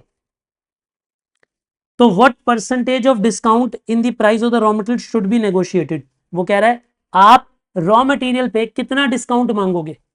मतलब समझ आ रहा है हम लाला जी से क्या बात करने लगे। अब हम लाला जी को कह रहे हैं, लाला जी एक काम करो, हम पूरे साल में एक ही ऑर्डर देंगे, ये छोटे छोटे ऑर्डर नहीं देंगे, तो बताओ कितना डिस्काउंट दोगे। अब हम उस डिस्काउंट की बात कर रहे हैं। अब दोबारा से कॉपी मत करो, थोड़ी देर सुनो, इसके सेकंड पार्ट को मुझे कराने दो, ठीक है, आराम से समझो। पहले सेकंड पार्ट क्या है, अगर मैं लेट कर लूं, let the new price of raw material after discount, मान लेते हैं कि डिस्काउंट के बाद नया रॉ मटेरियल का प्राइस है ₹X पर केजी। मान लेते हैं कि नया प्राइस कितना है, मान लेते हैं कि रॉ मटेरियल बाय कर लेने के बाद the new price is ₹X पर केजी, यानी प्रीवियसली प्राइस कितना था, देखिए पहले प्राइस कितना था रॉ मटेरियल का, क्वेश्चन ने बताया हमें 96 रुपीज का प्राइस था। पहले प्राइस कितना था, पहले प्राइस था 96 रुपीज पर केजी। लेकिन अब हम कितने प्राइस पे शिफ्ट हो जाना चाहते हैं, अब हम X रुपीज पर केजी के प्राइस पे शिफ्ट हो जाना चाहते हैं। बोलिए ये बातें समझे आप, मैंने क्या कहा। सुनो, अगर मैं आपको ये बोलूं कि यार देखो पहले ना हम 96 रुपीज का सामान खरीदते थे और हम 2-2 हजार पीस ऑर्डर में मंगाते थे, हर बार 2,000 पीस मंगाते थे। अब लेकिन हम लाला जी को कह रहे हैं, लाला जी एक काम करते हैं ना, पूरे साल में एक ही ऑर्डर देते हैं, ईयरली ऑर्डर प्लेस कर देंगे, एक साल में एक ही ऑर्डर सीधा पूरे 40,000 यूनिट एक ही बारी में मंगा लेंगे, तो बताओ कितना डिस्काउंट दोगे। तो मान लेते हैं वो डिस्काउंट दे रहे हैं X%, Y%, और प्राइस हो जाता है X रुपीज मान लो। तो देखो अब एक बात को समझना अच्छे से, बहुत प्यार से, मैंने मना किया है भी कॉपी करने को। इधर देखिए, at EOQ equal to 2000 kg at reorder quantity equal to 40,000 kg, yearly order, yearly order मतलब एक साल में एक ही ऑर्डर, ईयरली ऑर्डर का मतलब क्या हुआ बेटे, एक साल में एक ही ऑर्डर। क्या ये बातें क्लियर हो गई आपको। अब सुनो, आप मुझे बताओ बेटा, हमारी टोटल ऑर्डरिंग कॉस्ट कितनी होती है। अब आप ये कहोगे देखो हम एक साल में सर 40,000 kg खरीदते हैं, लेकिन एक बार में 2,000 kg खरीदते हैं, तो यानी हम कुल मिलाकर 20 ऑर्डर्स प्लेस करते होंगे, और हर एक ऑर्डर पे कितना खर्चा आता है बेटे, हर एक ऑर्डर पे 1,500 रुपीज का खर्चा आता है। तो हमारी ऑर्डरिंग कॉस्ट कितनी है, 30,000 की ऑर्डरिंग कॉस्ट है, ठीक है। लेकिन एक बात बताओ, अगर हम ईयरली ऑर्डर पे स्विच कर गए, अगर हम शिफ्ट कर गए, अगर हमने लाला जी को कहा लाला जी अब हम एक ही ऑर्डर दिया करेंगे, एक साल में एक ऑर्डर, तो बताओ अब हम कितने यूनिट्स खरीदेंगे, अब हम 40,000 यूनिट एक ही बारी में खरीद लेंगे, तो अब तो एक ही ऑर्डर प्लेस करेंगे, और एक ऑर्डर अगर 1,500 रुपीज रिक्शे वाला लेगा तो सिर्फ 1,500 रुपये में सामान आ जाएगा। अब आपके मन में ये सवाल उठ सकता है कि सर रिक्शे वाला इतना सामान एक ही बारी में ले आएगा, मान लो कि ले आएगा, क्योंकि क्वेश्चन ने कुछ नहीं कहा। पहले 20 ऑर्डर्स थे तो 20 बार ऑर्डरिंग कॉस्ट खर्च होती थी, अब एक ही ऑर्डर है तो एक ही बार ऑर्डरिंग कॉस्ट खर्च होगी, लेकिन कैरिंग कॉस्ट बढ़ जाएगी, बताओ हाँ या ना। देखिए कैरिंग कॉस्ट कितनी होगी, 0 प्लस हाफ ऑफ री ऑर्डर क्वांटिटी इंटू ₹30, तो ये भी 30,000 होगा, और ये होगा 0 प्लस हाफ ऑफ 40,000 इंटू ₹30, क्योंकि अब यहां पे सर कैरिंग कॉस्ट चेंज नहीं होगी क्या, यहां पे नहीं, अब चेंज नहीं होगी क्योंकि कैरिंग कॉस्ट प्राइस पे बेस्ड नहीं है। इस क्वेश्चन में कैरिंग कॉस्ट जो है वो प्राइस पे बेस्ड नहीं है, वो 7.5 पर क्वार्टर थी, तो 7.5 इंटू 4 यानी 4 क्वार्टर्स की इतनी है, यानी वो प्राइस पे बेस्ड नहीं है, तो जब प्राइस चेंज होगा तो कैरिंग कॉस्ट चेंज नहीं होगी। आपको समझ आ रहा है मैं क्या बोल रहा हूं। पिछले क्वेश्चन में कैरिंग कॉस्ट चेंज हुई थी, क्योंकि पिछले क्वेश्चन में वो 15% थी, 15% ऑफ 20 रुपीज थी, तो 3 रुपए थी, फिर बाद में प्राइस चेंज हो गया था 19.6, तो उसका 15% हो गई थी 2.94, ऐसा कुछ हो गया था ना, तो यानी उसका इंपैक्ट लिया था, लेकिन अब नहीं लेंगे, अब 30 रुपीज ही लेंगे, यानी अब पहले भी 30 थी अभी भी 30 है। बताओ बेटा लेकिन टोटल में कितना आ जाएगा 20,000। तो 6 लाख रुपीज की कैरिंग कॉस्ट आ जाएगी, एक बार चेक करना। बहुत ज्यादा कैरिंग कॉस्ट बढ़ गई।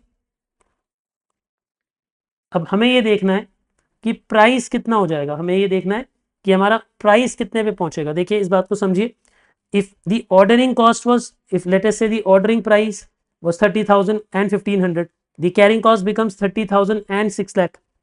तो अब परचेज कॉस्ट कितनी है, यानी परचेज कॉस्ट कितनी है हमारी। देखो हमने 40,000 kg खरीदा था, पहले कितने रुपीज में खरीदा था 96, कोई मुझे मल्टीप्लाई करके देगा। और अब किस प्राइस पे खरीदा है, x रुपीज के प्राइस पे। तो 38,40,000, 38,40,000। अब इन्हें टोटल कर दीजिए। पहले हमारी टोटल कॉस्ट कितनी थी, अब हमारी टोटल कॉस्ट कितनी है।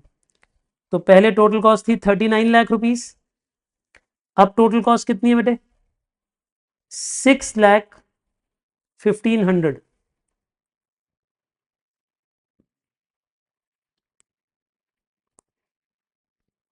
6,15,100 प्लस 40,000 एक्स, यानी पहले ये टोटल कॉस्ट थी, अब ये टोटल कॉस्ट है। क्या मेरी बातें आपको समझ आई। आप पहले यहां तक का क्वेश्चन बताओ, मुझे समझ आ रहा है आपको यहां तक का क्वेश्चन। सर अभी डिस्काउंट तो आपने निकाला ही नहीं, डिस्काउंट कैसे अरे बेटा मैं कराऊंगा ना, चिंता ना मत करो मेरे बच्चे, चिंता मत करो, मैं हूं ना। अभी बस आप पहले यहां तक बताओ, यहां तक समझ आ रहा है पिछले क्वेश्चन जैसा लग रहा है थोड़ा थोड़ा कि नहीं, थोड़ा थोड़ा पिछले क्वेश्चन जैसा लग रहा है कि नहीं। हाँ सर पिछले क्वेश्चन जैसा थोड़ा थोड़ा तो लग रहा है, क्योंकि पिछले क्वेश्चन में बस हमें पता था कि 2% डिस्काउंट मिल रहा है, अब यहाँ पे पता नहीं है कि 2% डिस्काउंट है कितना है। तो हमने क्या किया सुनो, पहले हमने दोनों की ऑर्डरिंग कॉस्ट निकाली, फिर हमने दोनों की कैरिंग कॉस्ट निकाली, फिर ये परचेज वैल्यू निकाली। अब हम इन दो तीनों को ऐड कर देंगे। और अच्छा एक बात बताओ, मैं क्या इन दोनों को, ठीक है जी, देखिए बेटे, क्या मैं इन दोनों को इक्वेट कर सकता हूं। इक्वेट मतलब इक्वल रखना। एक बात बताओ, आप एक दुकान पे जाते हो, अब लिखना मत सिर्फ सुनना। आप एक दुकान पे जाते हो और आप उस दुकान से एक रजिस्टर खरीद के आते हो, फिर 15 दिन बाद जाते हो फिर एक रजिस्टर खरीद के आते हो, है ना। तो आपकी ordering cost, carrying cost, purchase cost सब लगती होगी। अब वो दुकान वाले भैया आपको कह रहे हैं यार क्या बार बार आता है, एक एक दो दो रजिस्टर लेके, इकट्ठे 10 रजिस्टर ले ले, तो मैं तेरे को थोड़ा डिस्काउंट दे दूंगा। तो आप लीस्ट केस में ये एक्सेप्ट करोगे कि जितनी टोटल कॉस्ट यहां थी, अगर उतनी ही टोटल कॉस्ट दूसरे केस में भी आ गई तो शायद आप इसे एक्सेप्ट कर लोगे, बट अगर इसकी कॉस्ट ज्यादा आई तो फिर एक्सेप्ट नहीं करोगे, आप कहोगे भैया मैं नहीं चाहिए मुझे। तो आप कब एक्सेप्ट करोगे, जब ये दोनों कॉस्ट इक्वल होंगी, जब ये दोनों कॉस्ट इक्वल होंगी, या फिर कॉस्ट कम आ जाएगी, कम आ जाएगी तब भी एक्सेप्ट कर लोगे, इक्वल आ जाएगी तब भी एक्सेप्ट कर लोगे। अब यहां पे कम तो आ नहीं सकती क्योंकि हमें तो डिस्काउंट का परसेंटेज पता नहीं है, हमें तो डिस्काउंट की परसेंटेज पता नहीं है। तो हम क्या करेंगे, अब थोड़ी देर समझो, हम इन दोनों को इक्वल रख देंगे। यानी हम कहेंगे कि पहले हमारे 39 लाख खर्च होते थे, अब हमारे 6,01,500 प्लस 40,000 एक्स खर्च होते हैं। तो अब इन दोनों को आप इक्वेट कर दीजिए, बेटा इसे माइनस कर दीजिए, तो बताइए कितना हो जाएगा। कैलकुलेशन ऐसे करो, इसमें से पहले इसे माइनस कर दो और फिर डिवाइड बाय 40,000 कर दो, यानी 39 लाख को 601500 माइनस कर दो और 40,000 से डिवाइड कर दो। So new price after discount कितना होना चाहिए। So new price after discount होना चाहिए कितना 82.46, 82.46। यानी हमें इस प्राइस पे अगर सामान मिलेगा तब तो ठीक है, अगर इससे ज्यादा पे मिलेगा तो ठीक नहीं है। यानी इस क्वेश्चन में अब हम डिस्काउंट निकालेंगे। पहले बताओ यहां तक की बात समझ आई? मतलब मैंने ये कहा कि पहले हमारी ऑर्डरिंग कॉस्ट इतनी थी, अब इतनी है। पहले कैरिंग कॉस्ट इतनी थी, अब ज़्यादा है। पहले परचेज कॉस्ट इतनी थी, अब थोड़ी कम हो गई होगी। तो इन तीनों का टोटल किया। अब क्योंकि इसमें एक्स था, इसलिए ये एक्स वाली फिगर ऐड नहीं हो सकती, तो इसे अलग रखना पड़ता है बेटे, जिसमें एक्स होता है। नंबर वाली नंबर को ऐड कर दिया और एक्स वाली फिगर को अलग रख दिया। तो इन दोनों को मैंने इक्वेट किया, इक्वेट करके एक्स की वैल्यू इतनी आ गई। तो अब मुझे बताओ डिस्काउंट कितना चाहिए हमें? पता है अब डिस्काउंट परसेंटेज देखो, अब मैं जो लिख रहा हूं उसे बहुत ध्यान से समझना। आप मुझे बताइए ओरिजिनल प्राइस कितना था? आप ये कहोगे ओरिजिनल प्राइस था 96। न्यू प्राइस कितना है? 82.46। तो अगर मैं आपसे ये पूछूं डिस्काउंटेड, डिस्काउंट कितने का है? तो बताओ डिस्काउंट कितने का है? कोई माइनस करके दे सकता है मुझे कि डिस्काउंट कितने रुपए का है? तो आप बोलोगे 13.54। अब अगर मैं आपसे ये पूछूं डिस्काउंट की परसेंटेज कितनी है, तो आप बोलोगे डिस्काउंट परसेंटेज का मतलब होता है discount upon original price into 100, यानी discount upon original price into 100। बेटे बताइए कितना आता है? 14.10%। तो ये डिस्काउंट आना चाहिए, यानी अगर इतना डिस्काउंट आएगा तो हम एक्सेप्ट कर लेंगे। क्वेश्चन ने यही पूछा था डिस्काउंट की परसेंटेज बताओ। तो अब हम बता रहे हैं कि अगर हमें लाला जी, ध्यान से सुनिए, अगर हमें लाला जी 14% का डिस्काउंट देंगे, दोबारा बोलो, अगर हमें लाला जी 14% का डिस्काउंट देंगे तो हम एक्सेप्ट करने को तैयार हैं। जो वो कह रहे हैं एक सिंगल ऑर्डर में सामान खरीदना, तो हम सिंगल ऑर्डर में सामान खरीदने को तैयार हो जाएंगे। अब देखो क्वेश्चन ने क्या पूछा था, if the company proposes to rationalize the placement of order on yearly basis, what percentage of discount of the raw material should be negotiated? तो हम कितने पे नेगोशिएट करेंगे? तो हम यही बोलेंगे, देखिए, इफ डिस्काउंट परसेंटेज इज 14.10 और अबव, इससे ज्यादा भी मिलेगा तो भी अच्छा है, then we should accept yearly orders. तो हमें ईयरली ऑर्डर को एक्सेप्ट करना चाहिए, वरना ईयरली ऑर्डर को एक्सेप्ट नहीं करना चाहिए। मैं इसे एक बार दोबारा समझाता हूं, जरा दोबारा ध्यान से सुनो।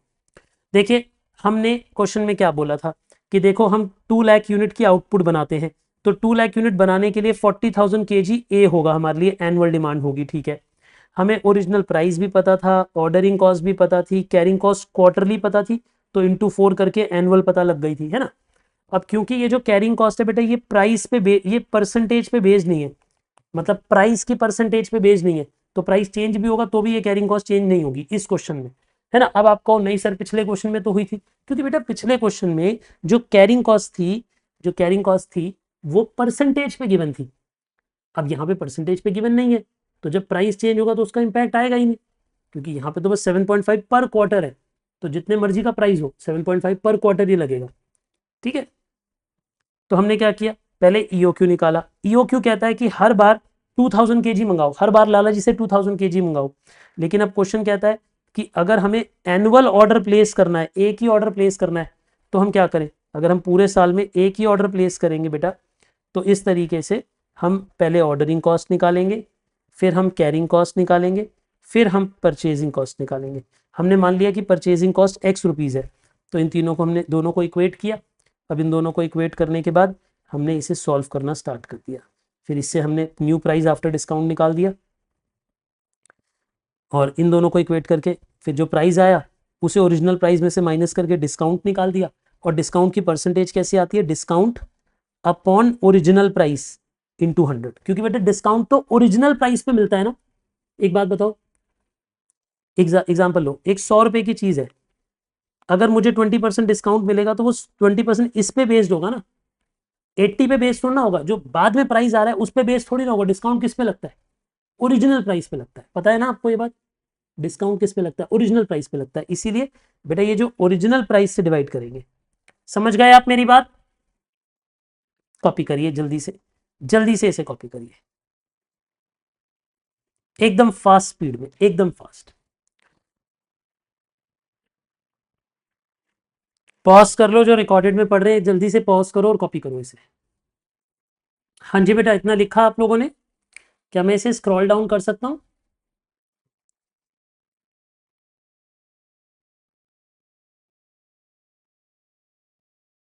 करिए बेटा, बाकी का भी क्विकली कॉपी करिए। मैं हट जाता हूँ, पॉज कर लीजिए और कॉपी करिए।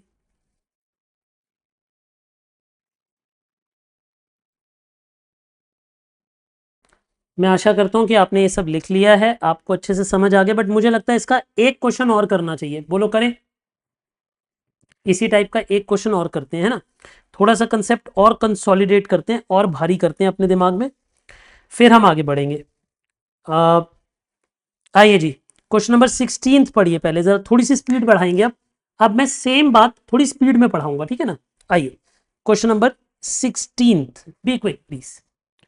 चले जी, क्वेश्चन नंबर 16 देखिए क्या कहता है।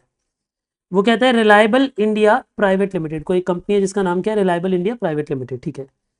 Is a startup company engaged in the manufacture of agrotech product from a raw material which is purchased at, अब देखो हमें प्राइस बता रहा है, थोड़ी स्पीड बढ़ाओ। रॉ मटेरियल आता है इतने का 1 kg। The company incurs a handling cost plus freight, बेटा वही वाली बात हो गई, हैंडलिंग एंड फ्रेट मतलब ऑर्डरिंग कॉस्ट, मतलब हमें ऑर्डरिंग कॉस्ट पता है।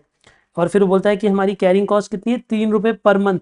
बेटा अब यहाँ पे पर मंथ बोल रहा है, देख रहे हो? पर मंथ बोल रहा है तो इंटू 12 करेंगे, याद है? हमें क्या चाहिए होता है? पर एनम चाहिए होती है कॉस्ट, तो इंटू 12 करेंगे। अच्छा, ये 3 रुपये पर पर केजी पर मंथ है, तो ये 3 रुपीज़ है, इसका मतलब ये प्राइस से इंपैक्टेड नहीं है, क्योंकि ये परसेंटेज में गिवन नहीं है, इसलिए प्राइस से इंपैक्ट भी नहीं होगी, है ना? समझ गए आप? इन एडिशन, अच्छा इसके अलावा cost of working capital finance भी है, फाइनेंस मतलब इंटरेस्ट, वो 20 rupees per KG per annum है। तो मतलब दो तरह की, यानी हमारे पास इस क्वेश्चन में दो तरह की कैरिंग कॉस्ट है, ठीक है? तो मजा आएगा इस क्वेश्चन को करने में, क्योंकि इसमें हमारे पास दो तरह की कैरिंग कॉस्ट है। आइए मेरे साथ लिखना स्टार्ट करिए जरा। हम लिखते हैं यहाँ पे सॉल्यूशन नंबर 16। आप मुझे बताइए प्राइस ऑफ रॉ मटेरियल कितना है? थोड़ी स्पीड बढ़ा के लिखना बेटे। प्राइस ऑफ रॉ मटेरियल कितना है? आप कहोगे sir price of raw material 190 rupees per KG, 190 rupees per KG, ठीक है।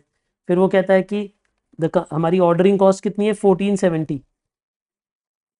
अच्छा, हैंडलिंग 1470 है और फ्रेट 770 है। बहुत चालाक क्वेश्चन है। पता है ओ यानी कि ऑर्डरिंग कॉस्ट कितनी है अब हमारी? अब ऑर्डरिंग कॉस्ट में भी दो हिस्से हैं, 1470 प्लस 770। बट अब बताना कितना आएगा? दो हैं मिला के, मतलब 1470 भी है 770 भी है, यानी 2240 पर ऑर्डर। ये हमारी ऑर्डरिंग कॉस्ट है, यानी हमारी ऑर्डरिंग कॉस्ट है कितनी? हमारी ऑर्डरिंग कॉस्ट है 2240, ठीक है। अब बात हो रही है कैरिंग कॉस्ट की, पर केजी पर एनम, है ना? तो देखिए अच्छे से, पर केजी पर एनम है। वो ये कहता है, ये तो है देखो, इन्वेंट्री की कैरिंग कॉस्ट है 3 rupees per KG per month. तो हम एक काम करेंगे, 3 रुपीज को तो इंटू 12 कर देंगे। इसके अलावा भी 20 रुपीज और हैं कैरिंग कॉस्ट। देखो वो कहते हैं 3 रुपये तो ये है, इन एडिशन, इन एडिशन मतलब इंग्लिश समझते हो ना बेटा आप? इन एडिशन का मतलब क्या होता है? इसके अलावा। इन एडिशन मतलब इसके अलावा, इसके अलावा भी वर्किंग कैपिटल फाइनेंस, फाइनेंस मतलब इंटरेस्ट, फाइनेंस मतलब क्या होता है बेटा? इंटरेस्ट। इन्वेंट्री को रखने के लिए 20 rupees per KG per annum और लगेगा, तो 20 रुपये पर केजी पर एनम और लगेगा, यानी टोटल मिला के 56 rupees per KG per annum हमारी ये हो गई जी कैरिंग कॉस्ट। क्या मैं मान के चलूं कि आपको ऑर्डरिंग कॉस्ट और कैरिंग कॉस्ट दोनों समझ आ गई हैं यहां तक? क्लियर है? चलिए फिर आगे पढ़ते हैं और आगे पढ़ते हैं। हाँ जी, देखिए वो कहता है the annual production of the product is 1,50,000 units. हम 1,50,000 यूनिट बनाते हैं प्रोडक्ट के। तो एक बात बताओ, अगर हम आउटपुट जो बनाते हैं बेटे, तो वो 1,50,000 यूनिट्स बनाते हैं आउटपुट के, तो ये हमारी आउटपुट है। बट मिस्टर जोशी आप मुझे बताओ, क्या हम क्वेश्चन आउटपुट के लिए सॉल्व कर रहे हैं?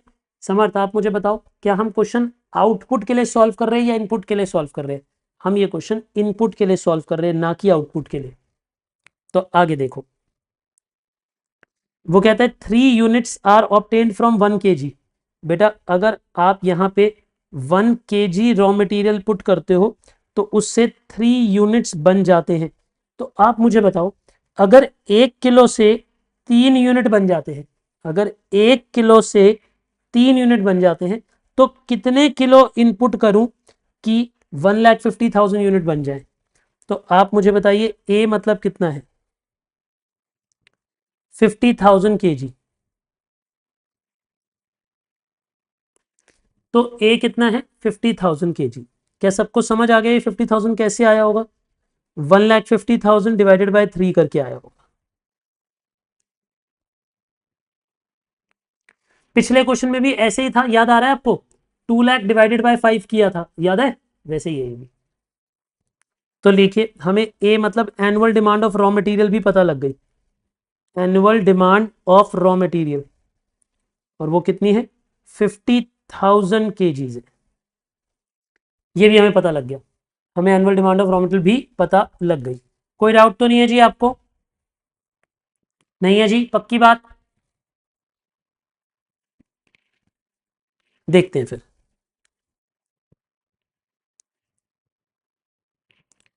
अगर ये सब भी आपको समझ आ रहा है तो अच्छी बात है।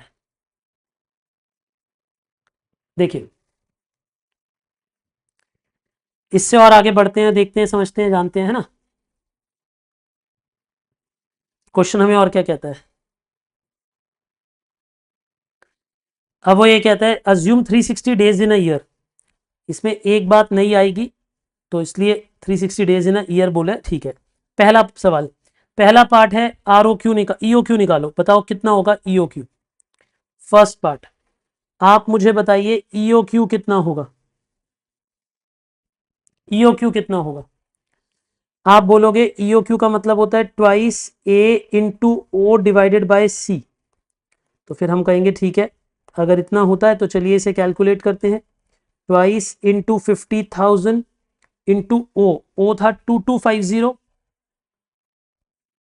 नहीं 2240, अपॉन कैरिंग कॉस्ट है 56। तो इसका आंसर कितना आया? 2000 kg। यानी हमें एक बार में 2000 kg मंगाना चाहिए लाला जी से। हमें ये लग रहा है कि हर बार 2000 मंगाना चाहिए। हर बार कितने केजी मंगाना चाहिए बेटे? आप मुझे बताइए, हमें हर बार लाला जी से कितना सामान मंगाना चाहिए? 2000 केजी करके मंगाना चाहिए। बोलिए, बात समझ गए आप मैंने क्या कहा? कूल। अब और आगे बढ़ते हैं। हाँ जी, और क्या चाहिए क्वेश्चन को? क्वेश्चन कहता है कि यार मुझे ना, चलो मैं पहले एक काम करूंगा, सेकंड पार्ट सबसे एंड में कराऊंगा, ठीक है? ये सबसे एंड में कराऊंगा क्योंकि ये नया टॉपिक है, नया।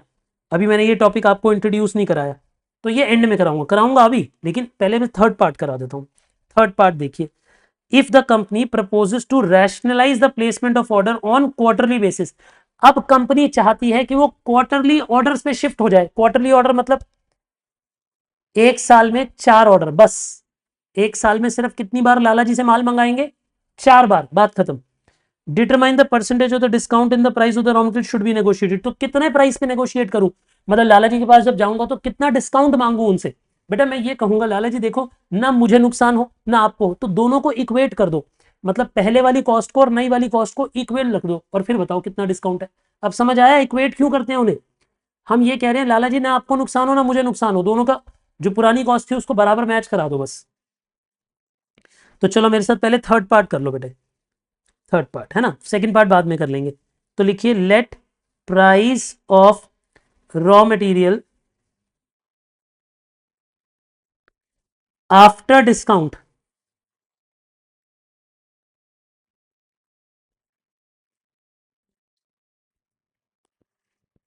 वो हो गया ₹X पर केजी, ठीक है?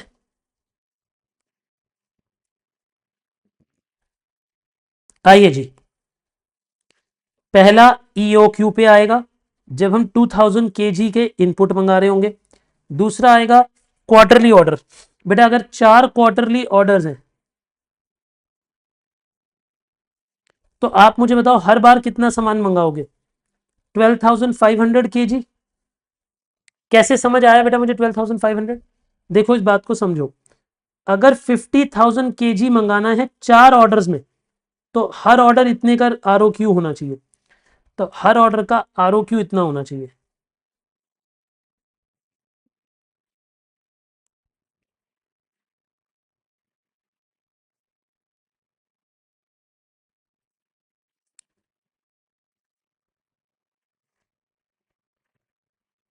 चलिए आगे देखते हैं।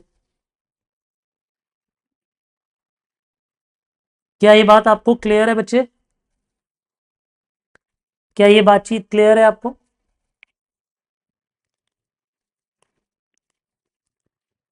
अब इससे आगे बढ़ते हैं हम, है ना।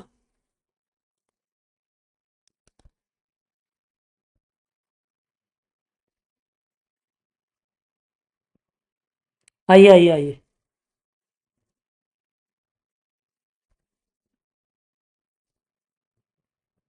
ऑर्डरिंग कॉस्ट बताइए आप मुझे। Total ordering cost. Total ordering cost, थोड़ी स्पीड बढ़ाइए बेटे। बताइए टोटल ऑर्डरिंग कॉस्ट कितनी होगी। देखो, अगर एक ईयर में 50,000 यूनिट मंगाने हैं, एक बार में 2,000 यूनिट आते हैं, तो यानी हमें 25 ऑर्डर्स करने पड़ेंगे। और हर ऑर्डर कितने रुपए का है? और हर ऑर्डर की कॉस्ट है 2240। तो हमारी टोटल ऑर्डरिंग कॉस्ट कितनी है, जल्दी बताइए बेटे। हमारी टोटल ऑर्डरिंग कॉस्ट कितनी है? 56,000। ठीक है, इधर आ जाइए। देखिए, अगर एक साल में 50,000 यूनिट्स हैं, हर बार में 12,500 यूनिट्स मंगा रहे हैं, तो यानी हम 4 ऑर्डर्स कर रहे हैं, क्वार्टरली ऑर्डर्स, और हर बार में 2240 रुपीज खर्च हो रहे हैं। तो हमारा टोटल बिल कितने का आता होगा? 228960 का बिल आता होगा। अब आप मुझे बताइए हमारी टोटल कैरिंग कॉस्ट कितनी है, जल्दी बताइए कि हमारी टोटल कैरिंग कॉस्ट कितनी है। अब आप बोलोगे जीरो, क्योंकि सेफ्टी स्टॉक तो है नहीं, plus half of reorder quantity into carrying cost per unit per annum, वो थी 56 रुपीज। तो ये भी 56,000 आ जाएगा, क्योंकि ईओक्यू है। ईओक्यू पे तो दोनों बराबर आ जाते हैं, क्योंकि जब तक सेफ्टी स्टॉक नहीं है, देखो, अगर यहाँ सेफ्टी स्टॉक आ जाता कुछ, तब ये आंसर बिगड़ जाता, वरना तब तक सेम रहेगा, तब तक ये दोनों सेम आया करेंगे, अगर सेफ्टी स्टॉक नहीं है तो, है ना। अब इधर देखिए, zero plus half of 12,500 into 56। बोलिए, ये बातें आपको क्लियर है मैंने क्या कहा?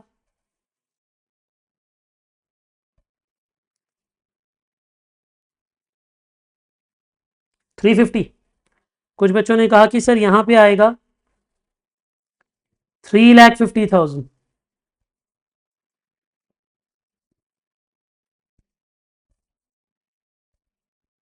क्लियर है बेटे?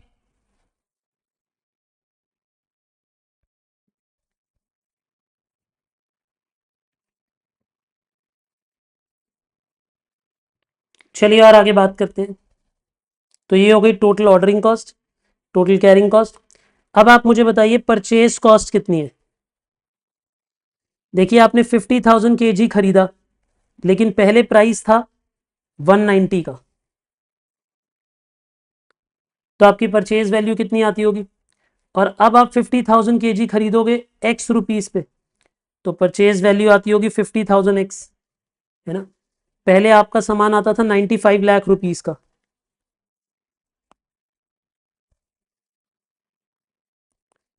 तो आप मुझे बताएं कि टोटल कॉस्ट कितनी है।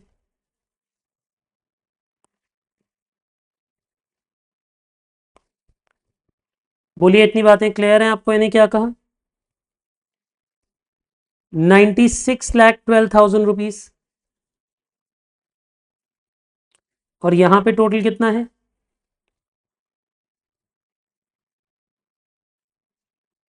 358,960 प्लस 50,000 एक्स। अच्छा देखो, अब हम लाला जी को कहेंगे, लाला जी देखो, ऐसा ऐसी नेगोशिएशन कर लो कि ना मेरा नुकसान हो ना आपका नुकसान हो। एक काम करते हैं, इन दोनों को इक्वल रख लेते हैं।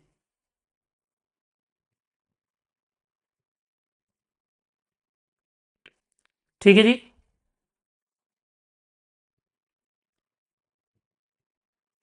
बोलो, मेरी बातें आपको समझ आती है मैंने क्या कहा? तो इन दोनों को इक्वेट कर लो बेटे, इक्वेट। तो बताओ कैसे आएगा? 96,000, 96,12,000, 358,960 प्लस 50,000 एक्स। तो इसे माइनस करो, फिर एक्स की वैल्यू बता दो आप मुझे। बेटा एक काम कर दो ना, इसे सॉल्व कर दो और मुझे डायरेक्ट एक्स की वैल्यू बता दो, इन्हें इक्वेट करने के बाद कितनी आती है।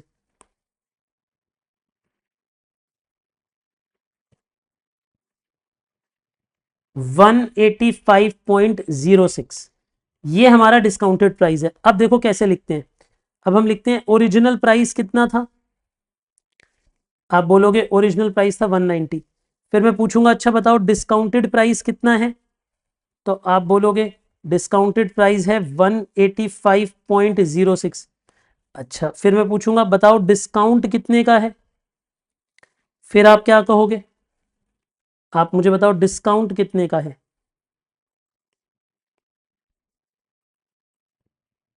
तो आप बोलोगे डिस्काउंट है 4.94 का, है ना। फिर मैं पूछूंगा अच्छा बताओ डिस्काउंट की परसेंटेज कितनी है, तो उसके लिए आप पता है क्या करोगे, आप लिखोगे discount upon original price into 100।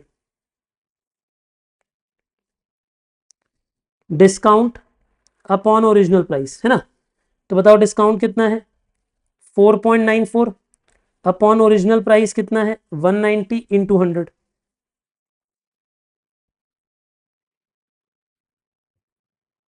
कितना है बेटा 2.6। बच्चों ने बताया कि ये 2.6% का डिस्काउंट आएगा। सो डिस्काउंट इतना नेगोशिएट होना चाहिए। सो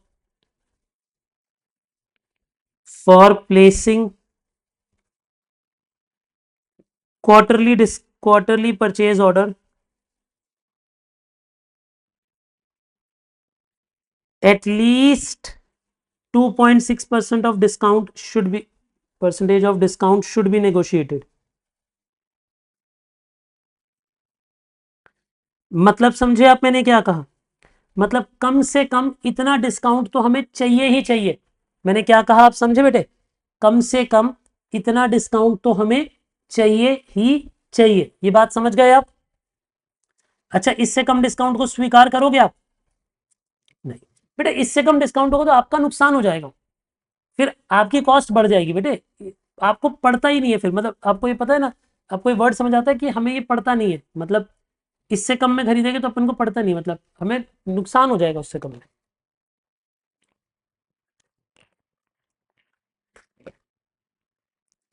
हाँ कुछ बच्चे इसे जमता नहीं है बोलते हैं, ऐसे बोलते हैं ना, महाराष्ट्र में बोलते हैं जमता नहीं है। समझ गए आप? हाँ उससे कम होगा तो हम रिजेक्ट कर देंगे ऑफर। आइए अब मुझे एक पार्ट और कराना है, उसके लिए पहले मैं आपको दो चार छोटे मोटे फॉर्मूलाज लिखवाना चाहता हूँ। क्या मैं फॉर्मूला लिखवा दूं बेटे?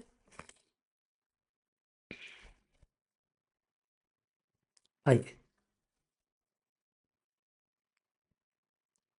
अभी हमने कितने कंसेप्ट पढ़ लिए थे, ये तो ऐसे रिविजनरी पेज था ना हमारा।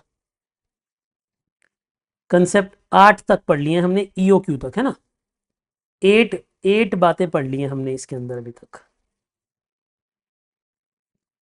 जो हम फॉर्मूलाज पढ़ रहे हैं 8। 9th फॉर्मूला पे आइए, कंसेप्ट 9 लिख लो या 9 लिख दो, कुछ भी लिख दो आप इसे, ठीक है ना। ऐसे देखिए, number of orders in a year,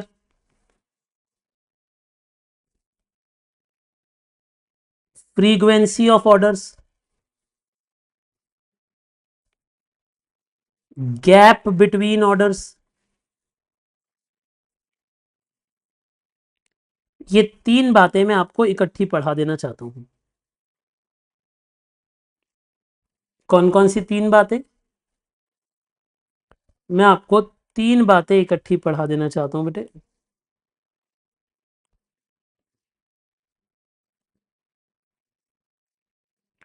number of orders in a year, एक बात बताइए, अगर कोई आपसे ये पूछे कि number of orders in a year कितने होंगे,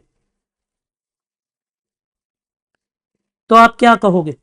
आप कहोगे ऊपर लिखना चाहिए एनुअल डिमांड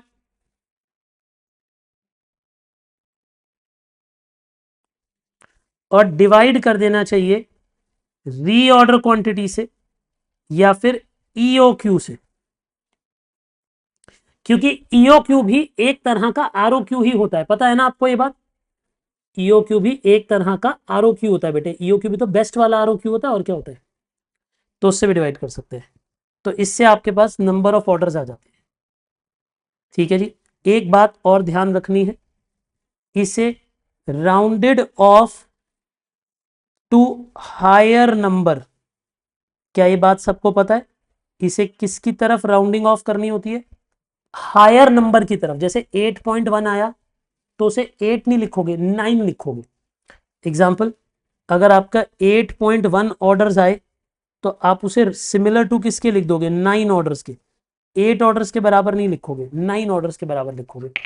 ये भी समझ आ गई बेटे बात आपको? 8.1 ऑर्डर को क्या लिखेंगे, जल्दी बताइए। 8.1 ऑर्डर होगा तो क्या लिखेंगे? 9 ऑर्डर्स लिखेंगे। Very good. और आगे बढ़ते बेटे, जल्दी से जरा बी पॉइंट पे आइए। इसी का बी पॉइंट वो था फ्रीक्वेंसी ऑफ ऑर्डर्स। देखो, फ्रीक्वेंसी ऑफ ऑर्डर मतलब एक साल में कितने ऑर्डर जाएंगे, ये तो हमें समझ आ गया।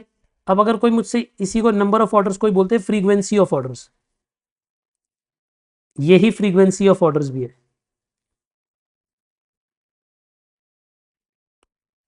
कि एक साल में कितनी बार ऑर्डर जा रहे हैं। अगर कोई मुझे ये कहे कि निकाल के दिखाओ टाइम गैप बिटवीन ऑर्डर्स,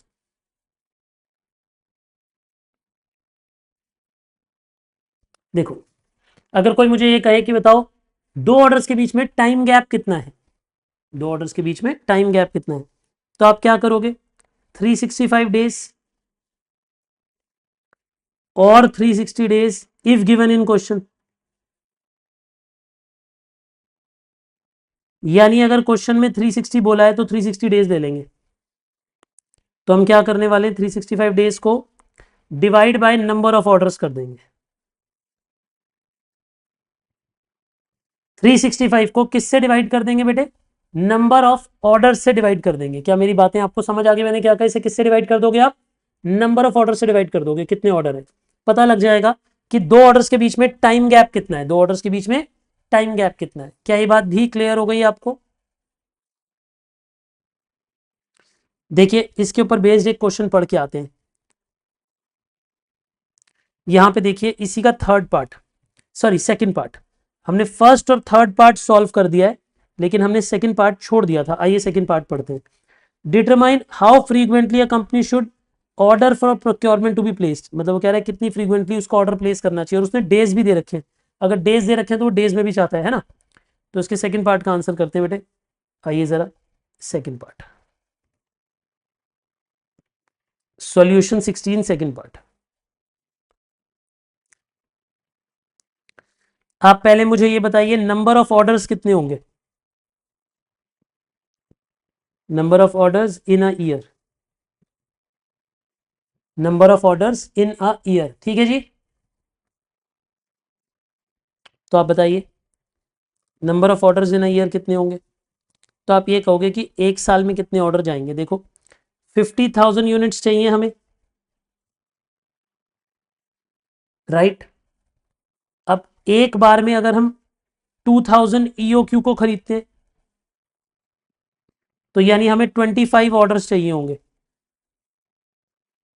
और अगर मुझे टाइम गैप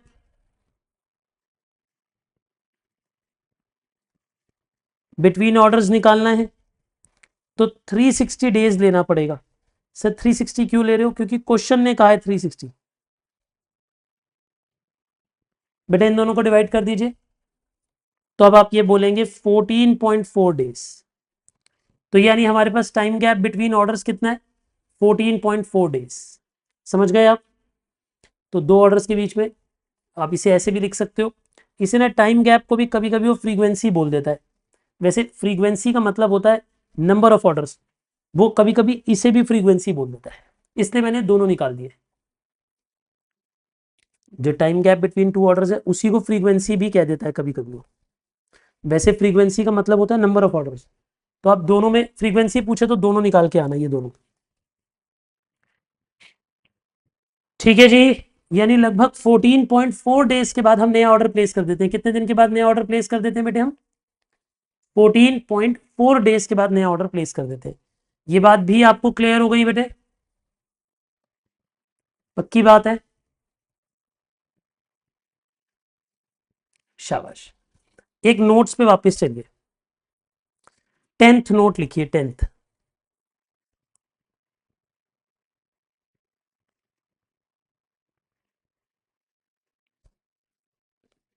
ऐसे लिखिए, रेलिवेंट कॉस्ट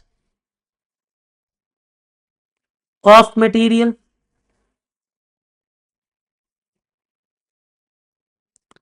यानी हम ये बताना चाहते हैं कि मटेरियल की रेलिवेंट कॉस्ट क्या होगी।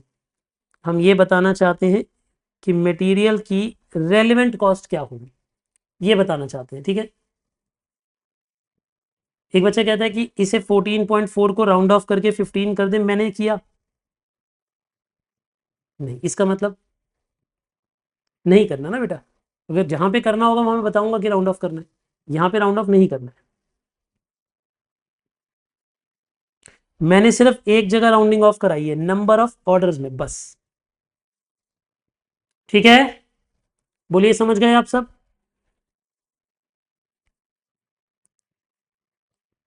देखते हैं जी आगे। हम बात कर रहे हैं रेलिवेंट कॉस्ट ऑफ मटेरियल की। किसकी बात कर रहे हैं बेटा? Relevant cost of material. सुनो, अब थोड़ी देर मत लिखो, पहले ये समझो कि मैं क्या लिख रहा हूं। If price of raw material does not change, if price of raw material changes in two cases,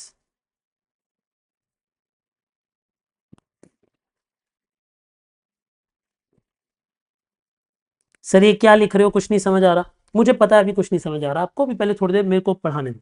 देखो, अगर मान लो मैं मटेरियल का क्वेश्चन कर रहा हूं, ठीक है, और मान लो वो कह दे कि मुझे रेलेवेंट कॉस्ट निकालो।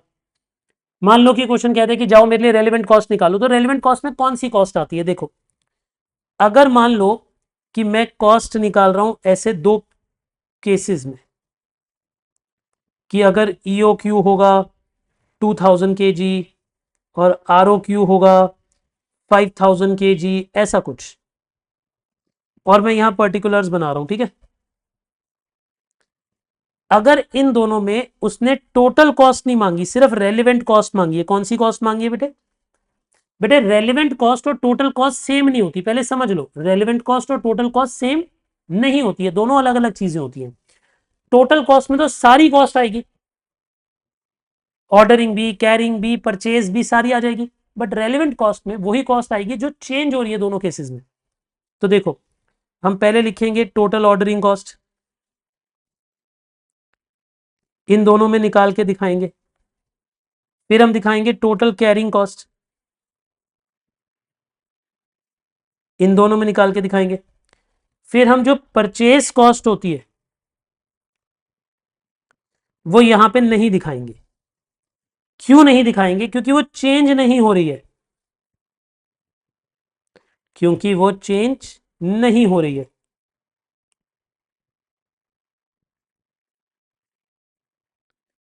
तो रेलेवेंट कॉस्ट में सिर्फ यही दोनों चीजें आएंगी,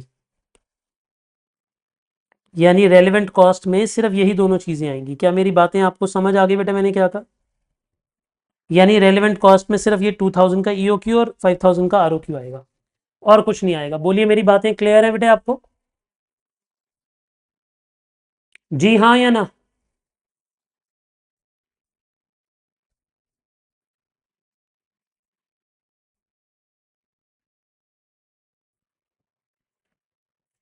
ठीक है, लेकिन अगर परचेज कॉस्ट चेंज नहीं हो रही, चेंज नहीं हो रही मतलब कोई डिस्काउंट का केस नहीं है।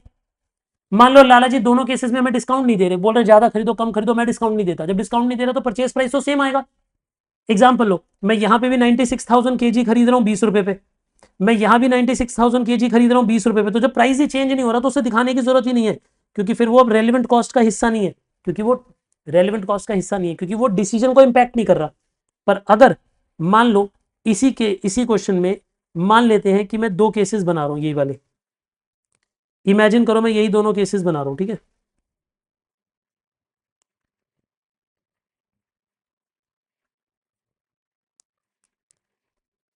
और अब मान के चलो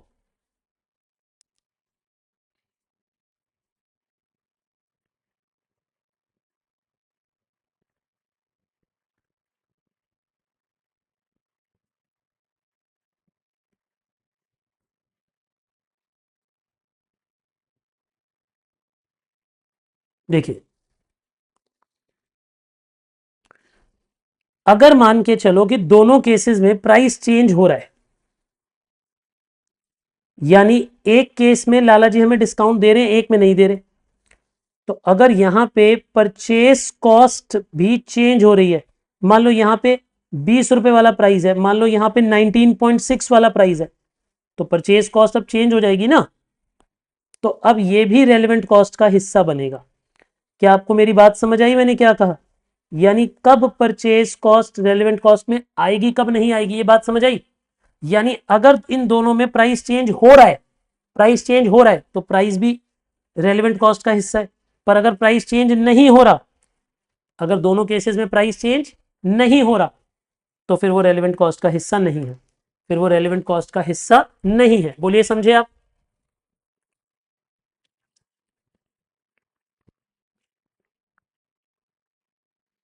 बोलिए, क्लियर है जी? पक्की बात है, समझ आ गया आपको इतना? बहुत बढ़िया, कॉपी करिए इसे। यानी ये बिना डिस्काउंट वाला केस है। सर एक बार और समझाओ, चलो दोबारा समझाता हूं।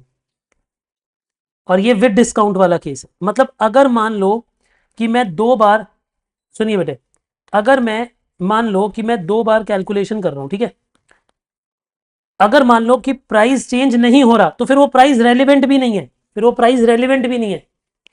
क्योंकि मेरी बात को समझ लो, पहले 2 मिनट मत लिखो, जल्दबाजी मत करो, क्योंकि स्लिप हो गया ना कंसेप्ट तो कभी भी याद नहीं आएगा। सुनो, अगर मुझे बोला गया रेलिवेंट कॉस्ट, बेटे रेलिवेंट कॉस्ट का मतलब क्या होता है? जो दोनों ऑप्शंस में चेंज होने वाली कॉस्ट है। दोबारा बोलो, मैंने क्या कहा? रेलिवेंट कॉस्ट का मतलब क्या होता है? जो दोनों ऑप्शंस में चेंज होने वाली कॉस्ट है। क्या ये वर्ड समझ आ रहा है आपको मैं क्या बोल रहा हूं? जो दोनों दोनों ऑप्शन है, दोनों ऑप्शन में जो कॉस्ट चेंज हो रही है उसे बोलते हैं रेलिवेंट कॉस्ट। जो दोनों ऑप्शन में चेंज हो रही है कॉस्ट, उसे बोलते हैं रेलिवेंट कॉस्ट। भाई ऑर्डरिंग कॉस्ट तो चेंज हो रही होगी तो दिखाएंगे, कैरिंग कॉस्ट भी चेंज हो रही होगी तो दिखाएंगे, बट अगर परचेज कॉस्ट चेंज नहीं हो रही तो मत दिखाओ, और चेंज हो रही है तो दिखाओ। आपको समझ आया मैंने क्या कहा? हाँ या ना? रेलिवेंट मतलब है कि क्या वो डिसीजन लेने के लिए जरूरी है जानना या नहीं है, क्या वो चेंज हो रही है कि नहीं हो रही, ये रेलिवेंट कॉस्ट का मतलब होता है। क्या मेरी बातें आपको समझ आ गई बेटा, मैंने क्या कहा? कॉपी करो, जल्दी से इसे कॉपी करो।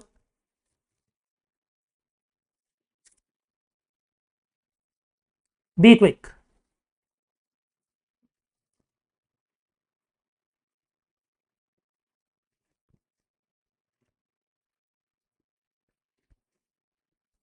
बोलिए जी, कर लिया कॉपी? समझ आ गया ये सब? एक बच्चा कह रहा है कि सर कैरिंग कॉस्ट और ऑर्डरिंग कॉस्ट चेंज होगी। हाँ बेटे, हमेशा चेंज होगी ना, आप थोड़ा सा दिमाग भी चलाओ बेटे, क्योंकि ना मेरी बात को समझो, मैं एक्सपेक्ट कर रहा हूँ कि थोड़े समझदार हो जाओ।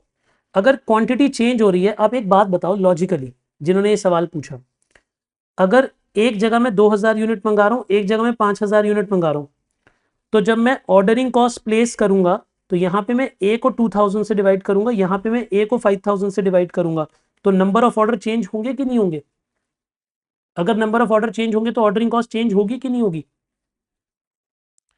अब अगर मैं बोलूं कैरिंग कॉस्ट की बात, तो कैरिंग कॉस्ट होगा safety stock plus half of 2,000 into carrying cost. यहां पे होगा safety stock plus half of 5,000 into carrying cost. अब यहाँ 5,000 लिया होगा, यहाँ 2,000 लिया होगा, अब यहाँ ये चेंज नहीं होगा? सोच के बताओ फिर। और मतलब ये सवाल ऑलमोस्ट 5-7 क्वेश्चन हम कर चुके हैं इसके ऊपर बेस्ड, तो थोड़ा सा सोचना है बेटे, थोड़ा सा सोचना है ना। बोली मेरी बातें समझे आप, मैंने क्या कहा?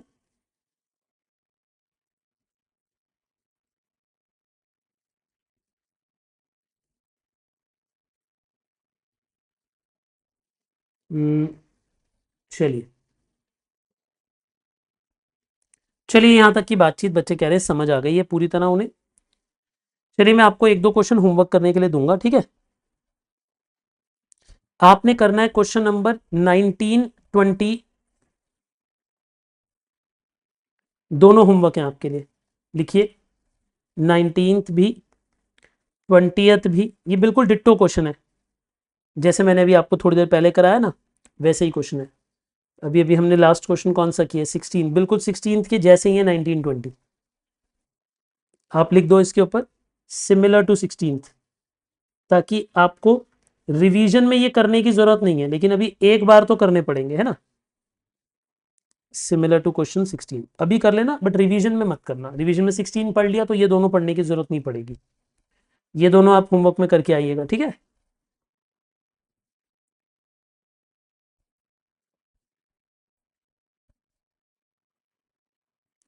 मैं 17th आपको होमवर्क दे रहा हूं, थोड़ा एम्बिशियस होके, कि देखते हैं बच्चे करके आते हैं कि नहीं। ट्राई करोगे?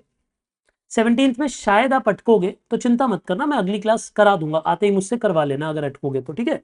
बट ट्राई तो करो बेटा, जब तक ट्राई नहीं करोगे आपका एप्टीट्यूड कैसे बढ़ेगा, है ना।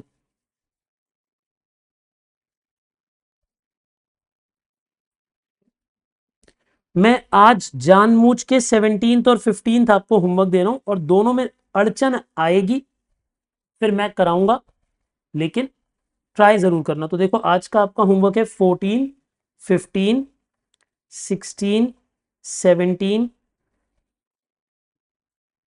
19 एंड 20। 19, 20 दिए थे ना, साथ में 19 एंड 20, ये 6 क्वेश्चन आपने करने हैं। इनमें 2 क्वेश्चन में आप अटकोगे, बट मैं चाहता हूं कि आप अटको, मतलब ट्राई तो करो बेटे, तभी तो आप ग्रो करोगे ना। हाथ चलेगा तभी तो ग्रो करोगे, तभी तो एग्जाम में सोच पाओगे बेटे। एग्जाम में टफ क्वेश्चन आते हैं, उस तक पहुंचने के लिए आपको मेहनत करनी चाहिए। करोगे ना? प्रॉमिस करो कि करके आओगे होमवर्क, प्लीज। ठीक है जी। चलिए 14, 15, 16, 17, 19, 20, 18 नहीं करना, 18 मैं कराऊंगा कल, ठीक है। ओके, चलिए आज के लिए इतना ही बेटे।